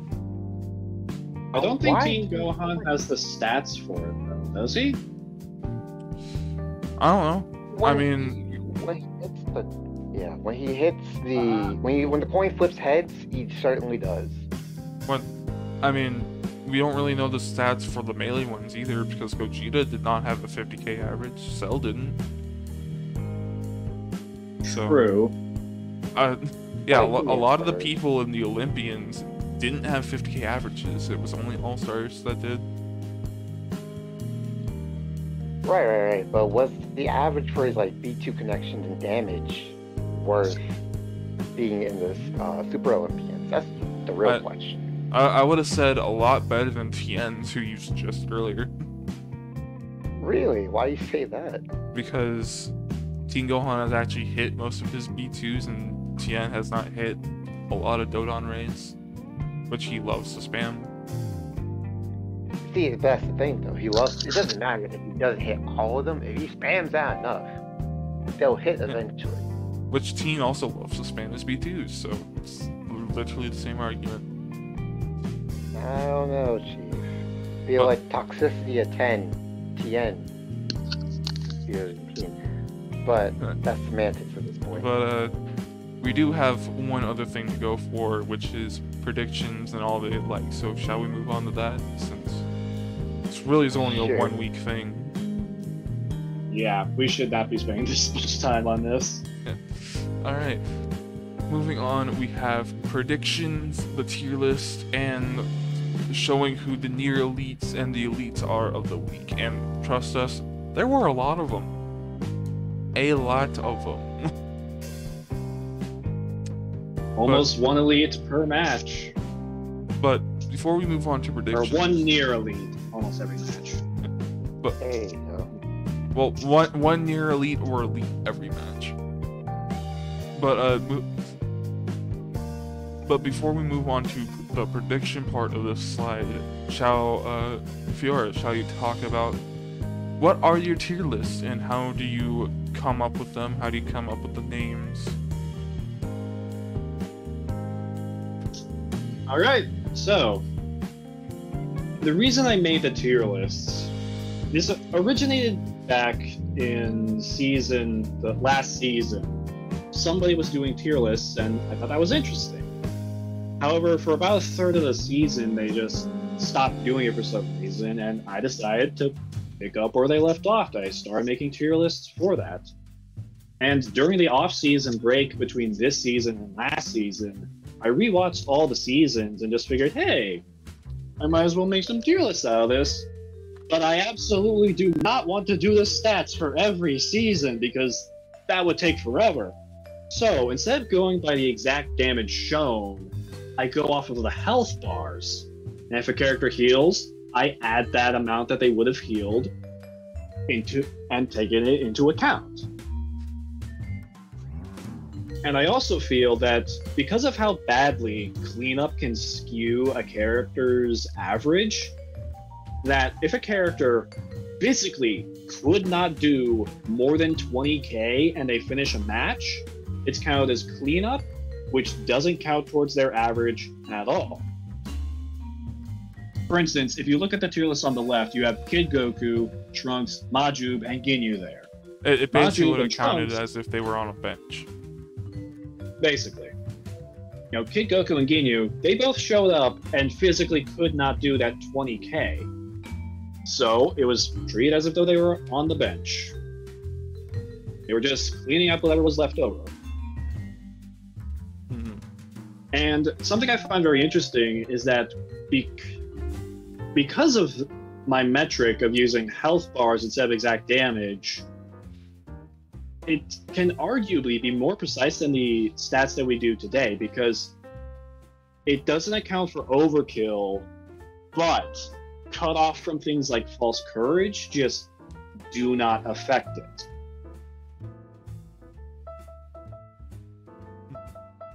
In terms of naming the tiers, I just come up with whatever comes to mind.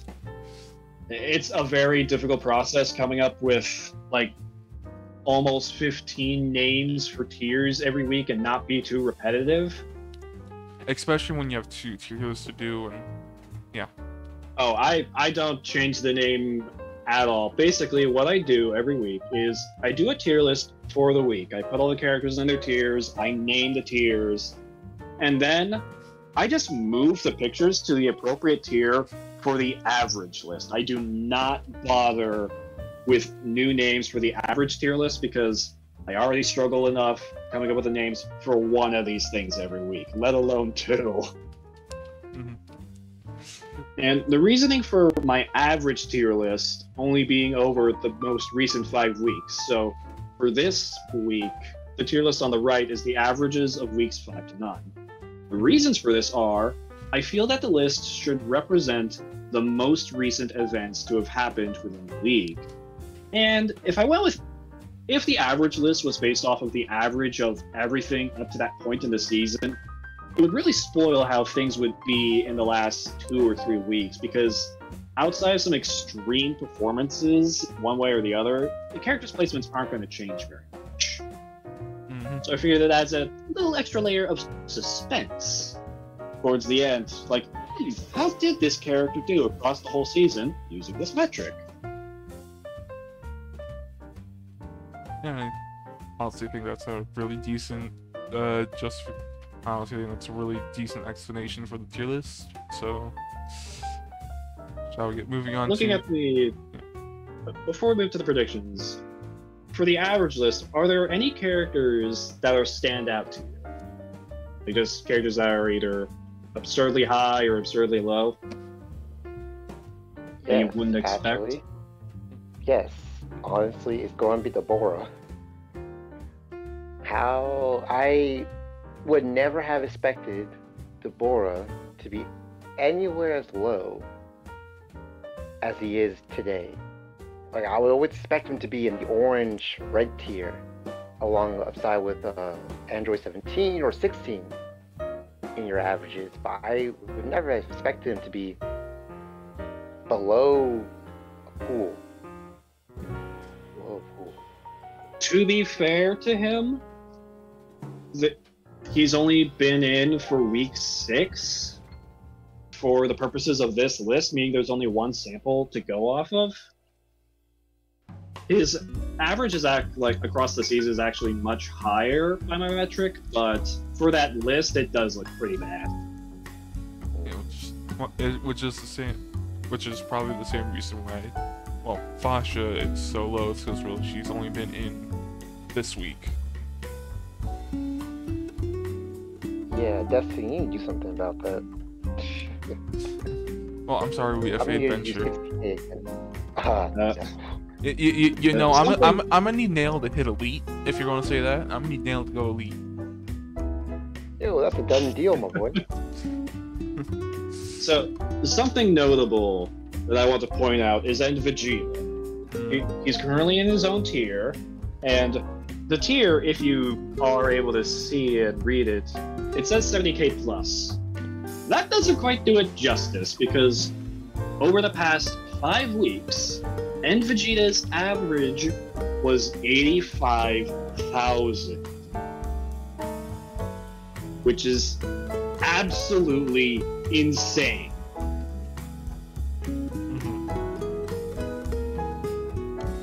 Yikes. I mean, considering he quite literally has all the damaging Bataras you can ask for on a character, if you didn't do anything more than 60k, I would be kind of disappointed. But still, 85k? It's kind of insane. Yeah, 79k week 5, 72 week 7. He had cleanup last week, and he had elite this week. So pretty much on average, he's taking out half an entire team by himself. Pretty much. Taking out more than half. He's taking out like 3/3. 3/3? That's a whole team. Yeah. Get your math right. I mean, 85k is basically a whole team, isn't it? No. Fiora. For the sweeper games, baby. 3/3. But I think we're spending way too much time on the tier this year, which is nice. I am the guy who makes these things, so it makes sense that we spend more time on it. I mean, yeah, it's nice, and we don't normally spend a lot of time on it, but we're probably going to spend like 20 minutes talking about predictions here. Yes, let's move on to predictions. Which at least the first one's a doozy.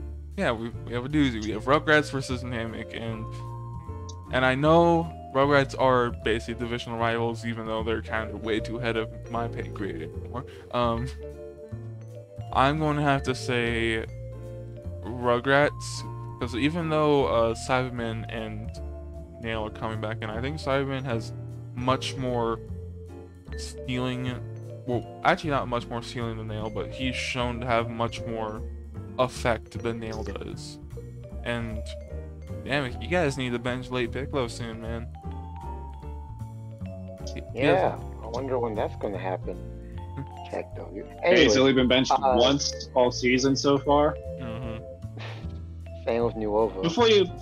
Since you're the captain of Team Namek, I'll put my input before. So, for me, I feel Namek is going to win this because of how much Goten has been struggling. True. Over the past 5 weeks, he did basically nothing for 2 of the weeks that he was in. He had cleanup 1 week. He was benched another, and he did almost 50k, but that's 1 for 5 weeks. And I feel that if Goten's floor stays the way it is, it's even worse than what Nail is doing right now. And we know Nail's going to be in. So I just feel that Namek is going to win because of how much Goten can drag the team down if he stays this way. Or, to be fair, there is Gotenks. So Goten might not even have to come out because of Gotenks. But Rugrats rarely goes for Gotenks. True. And even then, proportional to his HP, he might not do enough damage to warrant it. Because that's always an issue. Like, hooray, Gotenks did 50k when starting with 70k, And it all just depends on when he fuses and how much damage he does when he fuses. True. If they let Trunks just go wild and then fuse, I mean, hey. Yeah. Although, I love the optimism, Fiora. The Rugrats are going to win. Here's why. Oh.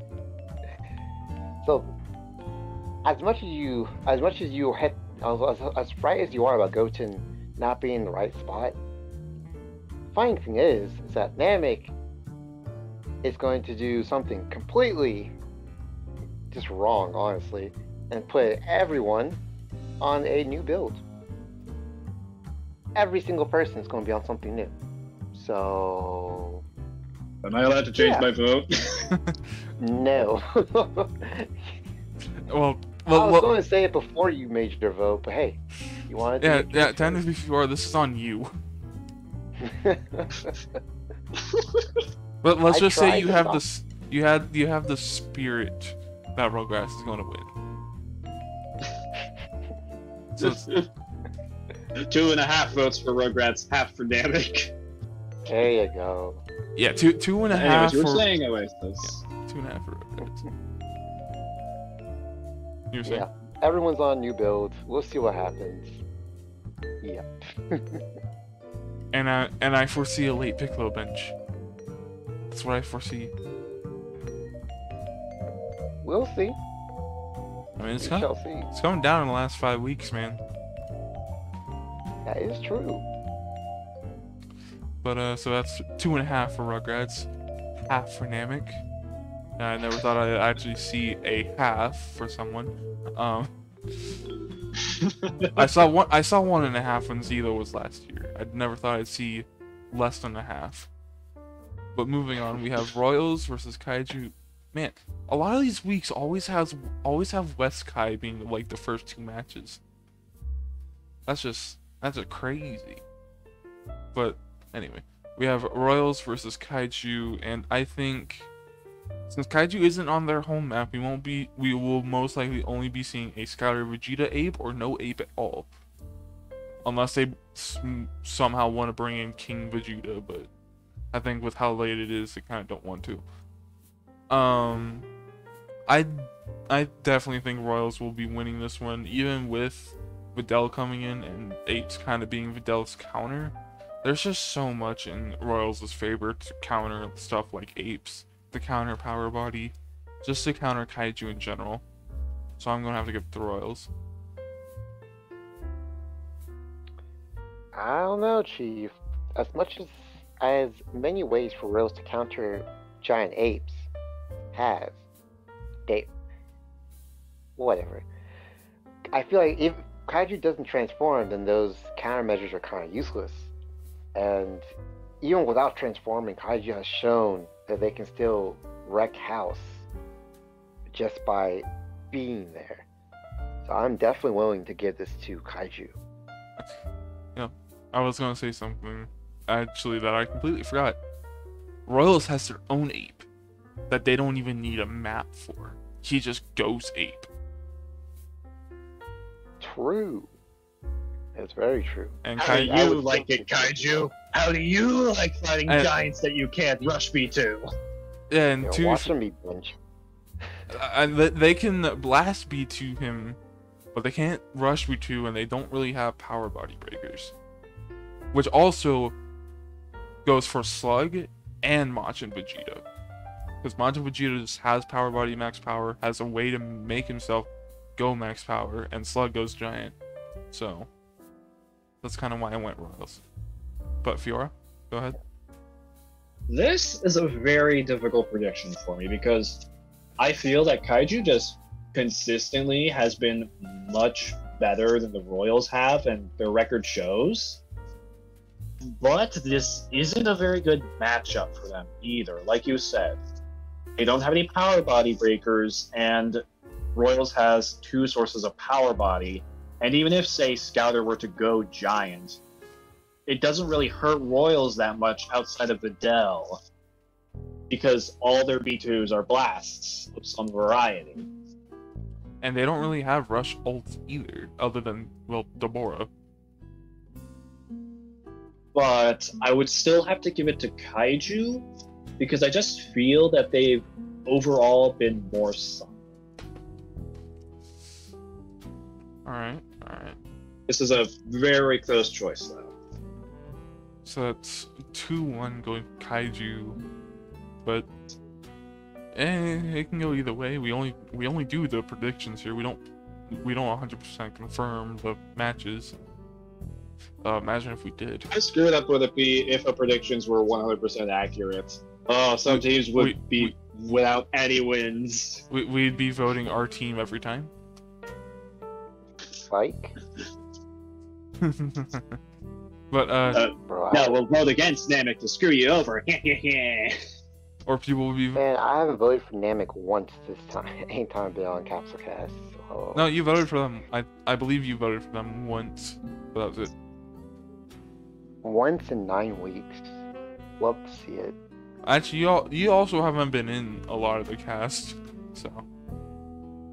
That is true, but still, I have 9 weeks. Even with my, kind of here and there appearances, only voting for them once, if at all. But anyway, I'm just saying. We have, Fiora's favorite here. We have Muscle versus Derp, and I'm gonna be honest, Fiora, I love you, my man. Love the tier list. Love your team. And I know Herc is coming back in, but Muscle been kind of on their A game. 13 coming off fresh elite. Broly still has the elite spots in his mind. Trunks is really good. And even though Bojack is coming back in, I feel that he might just, Raccoon just might be on the bench here. So I'm going to have to say Muscle, even though I think you can give them a fight.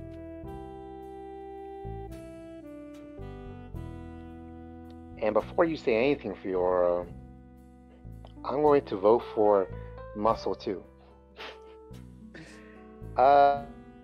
Literally for the same reason Destiny just made. That's it. Alright, my turn then. So, Muscle's gonna crush it. I have no chance. And I have no shame in saying that. Muscle has been absolutely insane. Their characters recently have just been insanely consistent and insanely good. I don't think I have a chance. I might get within 4 bars, but I don't think so. Because Muscle, in addition to this, also has more Zenny than Derp. Which means they can get more boosts as well. I just don't see any feasible way for my team to win. I won't say anything about who the bench is going to be or what the boosts are, because this is going to be posted like 2 weeks before the match happens. But I just have zero confidence in my ability to win this, and I expect Raccoon, Muscle's weakest link, to be the bench. Well, you heard it first here, man. Just coming out of the Derp's coach's mouth. Muscle gonna win. That's a 3-0 over the Muscle. But hey, I still think first, before we move on. Oh yeah, sorry. I still have some faith in Derp, but go ahead. Same here. I mean, you say you have no chance, but have you read Hercule's Present Bomb? It literally says, if you touch it, you die. Have you seen Vegeto's fingers lately? He's the one that invented the scatter finger. No Salza inventing it. Vegito invented it. Exactly. So but say anyway. you have no chance is definitely bleak, but I definitely think there are options for you to take.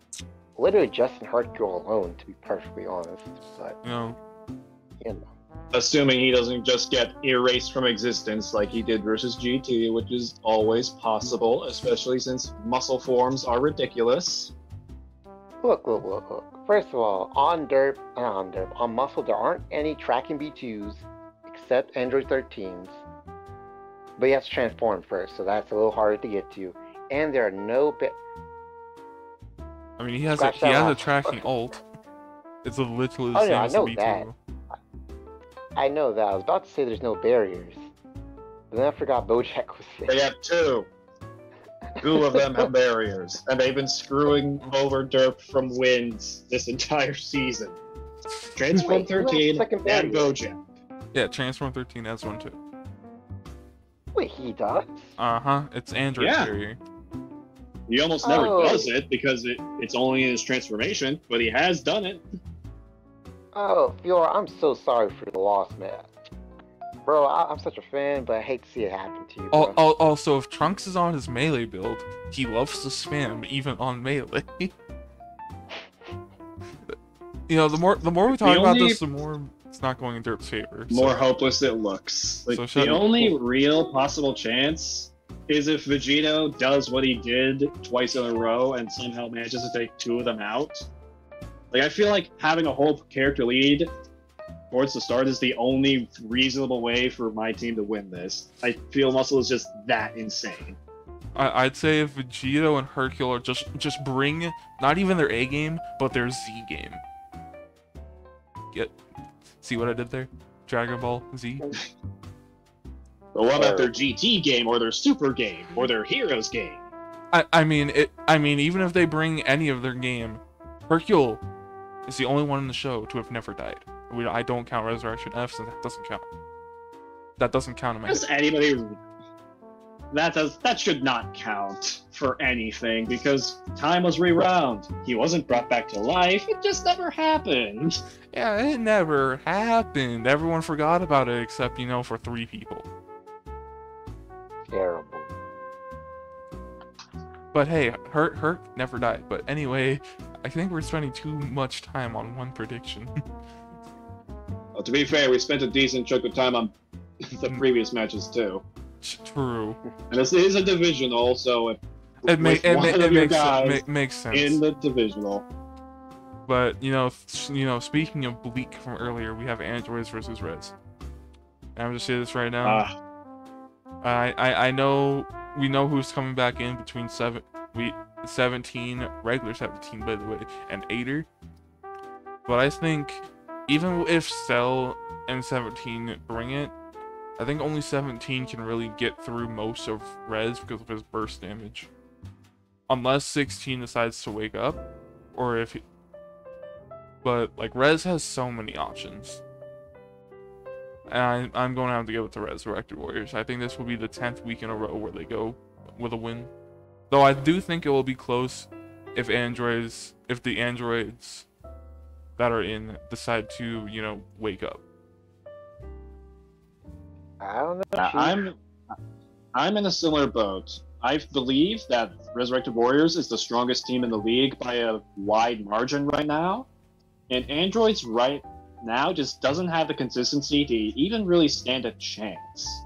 Pretty much, in my mind, the only way that Androids can pull a win against RW is if they have a blowout elite performance from, I don't know, Cell or 17. And even then, everyone else will also have to carry their weight, which has not been the case with 16. I just don't see how RW can lose this reasonably. Go ahead, I don't Oasis. know. I do believe Androids do have a fighting chance here. If they start at 17 here, and he gets a wide margin, like we know he can, just through his spam and honestly complicated kit, Androids can definitely take the win over RW, and I think that's exactly what's going to happen. Sure, 16, you can start at 16 as well, but with how much mid-range game Resurrected Warriors have, I think he actually will be at a disadvantage if they do choose to start him, which is why if they do end up starting regular 17, then I think that their chances will be a lot higher. But regardless, Cell and 17 will be in, presumably. And if those two are in, I feel like they alone can definitely just scoop the match up, put it on their shoulders, and take it to the finish line. Yeah. I like that confidence. But I'm not thinking Androids are going to start 17. They always love with the savior on them, man. But anyway, that's 2-1 going to Rez. But there's some confidence that Androids can do something. Now, moving on, to the second divisional of the week. We have Cold versus Sentai, and both these people coming off a win. And I personally think, we know King Cold's coming back in. We know Birder's coming back in. I personally think Sentai will win. Birder's been showing his A game. Jace has been looking a lot better. Adult Gohan has been really looking fantastic. And I know with Cold, Cooler's been looking decent. King Cold, their best character's been looking fantastic. Zarbon with Grab Span's been looking good. But I think the two Freezes, I think just the two Freezes are kind of a little bit inconsistent. And I think Cooler and Zarbon have niche performances at times. And the same could be said about Saiyawoman, Ginyu, and Saiyaman. Because they could always just bring Saiyaman in if they need to, but I just think with Sentai having found out what's wrong with Jace, Birder just looking really well, and Adult Gohan just, again, looking really well, I think Sentai has this. I don't know, G. I feel like... I feel like, sure, Sentai has been looking a lot better as of late, but I have a suspicious feeling that the MVP of this match will indeed be 100% Frieza. Because lo and behold, Sentai does not have a easy way of dealing with max power mode, power body. Sure, they do have max power mode B1s themselves, but they aren't as long lasting, so to speak, as Frieza's power body.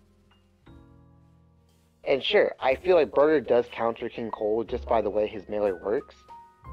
But regardless, I feel like I just know that 100% of Frieza's power body will cause some issues for Sentai. Enough so that they can get a tag game going, and Sentai won't be able to recover. I definitely would give this to Cold.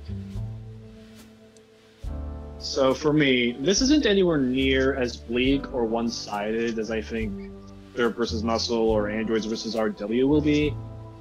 But I still strongly believe that Cold is going to win it because they've consistently been just a very strong team, whereas Sentai has only recently gained some footing, and even then, King Cold is one of the top 5, if not top 10 characters in the league right now, which is just absolutely insane, and we know he's going to be in no matter what because he was the bench versus hybrids this week. And I just don't feel that Sentai can really win this. I think this will be close. Much closer than the previous 2 matches. But I just don't expect them to be able to pull a win here.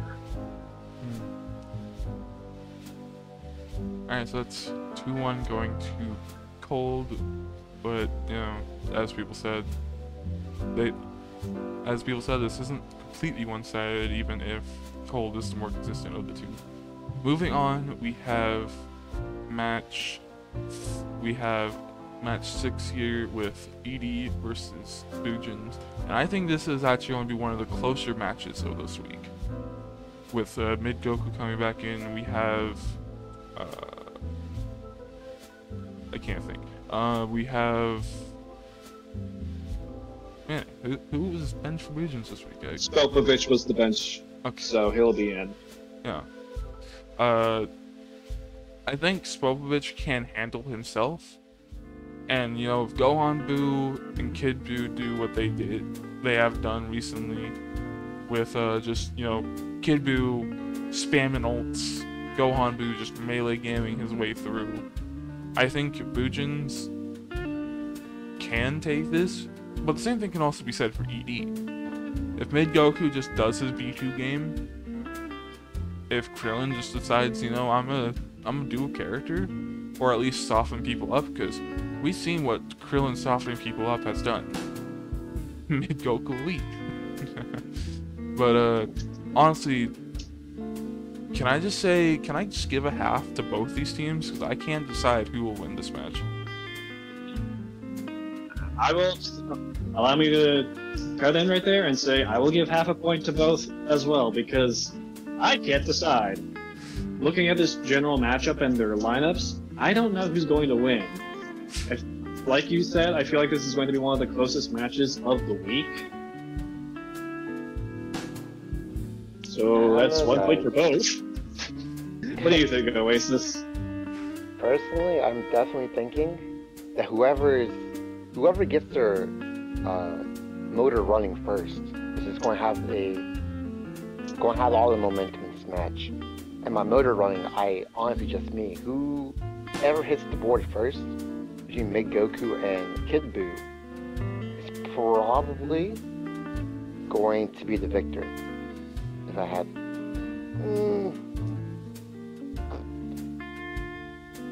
Actually, I take that back. Whoever comes in later than the other will actually win. Simply because if Kid Buu is in the second slot, and Goku's in the second slot, and Kid Buu comes out first, ults whoever starts for the Boojins, or whoever starts for the ED, then Goku could just ult him right back. And, take out a huge chunk out of him, and eventually take him out, playing the match favorably into ED's favor, and vice versa. And I guess that really comes down to who is the better, who's kind of the worst starter, who's kind of the better starter, between Buhan and presumably Krillin. We've also seen Mid start, End start, and Spopovich start. Remember that? Yeah, we have seen Spopovich starting, so there's no real way of predicting who the starter is. There's no real way of predicting this match. I mean, you can reasonably assume they'll probably start Buhan, and you can reasonably assume they'll all start Vegeta or Krillin, with Krillin being the more likely, quote-unquote, obvious answer. But still, he hasn't been starting lately. But yes, but still, I personally would say Boojins have a advantage regardless of who ED starts. Thus, with that being said, I do believe Boojins will probably take this. Even though Goku can just do whatever the hell he wants and just super Kamehameha the entire team. Or Tien can just show up. Yeah. Nah, I mean that won't happen. But I like the way you think, Destiny. So we have 2-1 going to Boojins, mostly because the two halves make a whole. So technically it should be like 1.5 for Boojins, but again, two halves make a whole, so. Terrible. Yeah. Again, but really, this is like one of the toughest matchups this week to go on. Next we have Cinema versus Hybrids, and honestly, I'm gonna be real with y'all. I don't know if we're winning this. I'm gonna have to give it to Hybrids. I can understand why. Honestly, this is probably going to be the closest match of the week. Because, I mean, based on just win-loss records alone, y'all are y'all are tied, actually. And y'all are in a similar position of having multiple coin flip characters, so to speak. But at the same time, I feel like your ceiling is higher than the Hybrids' ceiling. But their floor is better than your floor. I don't know what I'm saying. I'm going to give it to Hybrids. Yeah, I'm going to give it to Hybrids. Nothing against Cinema Destiny. But like Future Gohan, though. You want to know something? I'm more scared of Ultimate, who is confirmed in. Oh, as you should. As you should. But, And with how like people like Frieza, Fasha, and Turles have been recently, I don't know, man.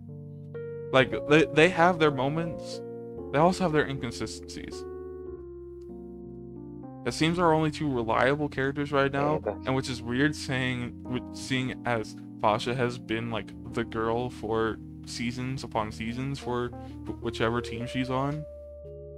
So our two heavy hitters, Gogeta and Janemba, are basically our most reliable characters right now. So, I mean, yeah. considering all things, that's not a bad thing, honestly. But I think before we discuss any further, Fiora, your prediction. This is very difficult for me to predict, similar to the last match, but for a very different reason. Because, well, last match is because both teams were very solid. This match, both teams have been struggling. And it's very hard to predict how a match will go between struggling teams, because there's no real way to say who would win. Personally, I feel like Cinema can win this because, like Oasis has previously mentioned, your ceiling feels higher than Hybrid's ceiling. And if you can get, say, Frieza back in working order, you have a very good chance of winning this. So I'm going to vote for Cinema. I'm just going to say, right now, we've done nothing to Frieza, and he's just been going down. I think it's mostly because people have found out what counters Frieza. Or Frieza's just decided, you know what, I'm not going to show up, but anyway. For the audience at home that doesn't know how to counter Frieza, what does counter Frieza Destiny? I guess just being in his face, countering his power body, or just him just spacing out. Though to be fair, we have rarely lost on guys, I hope map. you'll take note. I still think Hybrids will win, so that is 2-1 going to Hybrids with with faith in our team. And I have some faith in our team. It's not a lot, but some. Moving on, we have the last match before we end the cast. We have GT versus Budokai, with Android 18 confirmed coming back in and Sin confirmed coming back in. I'm going to have to give this to Budokai, to be honest. GT have been kind of the more volatile of the two teams, with Vegeta and GT Goku breaking on multiple occasions. And Sin and Pikkon they try to pick up the weight of the two teams, or the two people on their team, but it's kind of hard, especially when a lot of stuff can go wrong. Like General Tao could, go to another almost elite performance. 18 could do another almost elite performance. GT Goku was an elite last season. He could go another elite performance. It's really hard I think it's really hard for GT to come and do things this season with Baby out. And also when two of your characters seemingly aren't hitting the field, when one is on your FA bench who also doesn't really hit the field that much. While Budokai have, 18 doing well, even General Tao flip-flopping, but when he does well, he does well. Kid Goku and Nam being really just consistently decent, and Yamcha looking better the more the weeks go on than most of the time. So I'm just giving it to Budokai.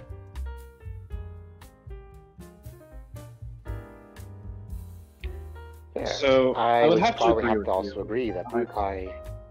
Oh, okay. 3-0 for GT. Let's move on. Yeah, pretty much. I didn't hear your two votes, so please speak one at a time.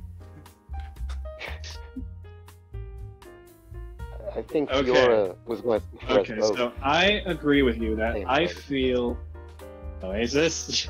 Maybe speak. So I agree with you.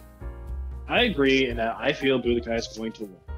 GT has been very volatile. They're just half their roster right now is just not showing up half the time. Whereas with Budokai, they have a much more solid core. Like, their floors aren't as low as GT's floor is right now. I mean, who knows? Maybe Pilaf will come out and surprise us with an elite performance or something, but I doubt it. I just don't expect GT to be able to win this. Mm-hmm. Now you can speak, Oasis. Is it my turn? Yes. Is it my turn? Yes, Fiora? yes, it's your turn, please. Finally. Yeah, literally what Fiora said. I feel like Budokai, I know Budokai has had its ups and downs, but with how the Taos have been performing, how Yamcha and 18 have been, and Kid Goku is still there doing his stuff, I really don't know of a strategy that would help GT take the W versus such a team. Doesn't come to mind. Alright, so that's 3-0 to Budokai, and with that, we've come to the end of the Capsule Cast. There is a link to the Discord, the Twitter, and the website in the description below. Hope everyone will have a good day, and trust us, we don't bite, so please just join up, volunteer for like teams like, the stats, maybe help us out on the Capsule Cast. But with that, I was your host, Destiny. And I'm your co-host, Oasis. And I'm the guest, Fiora. And we will be seeing you next time.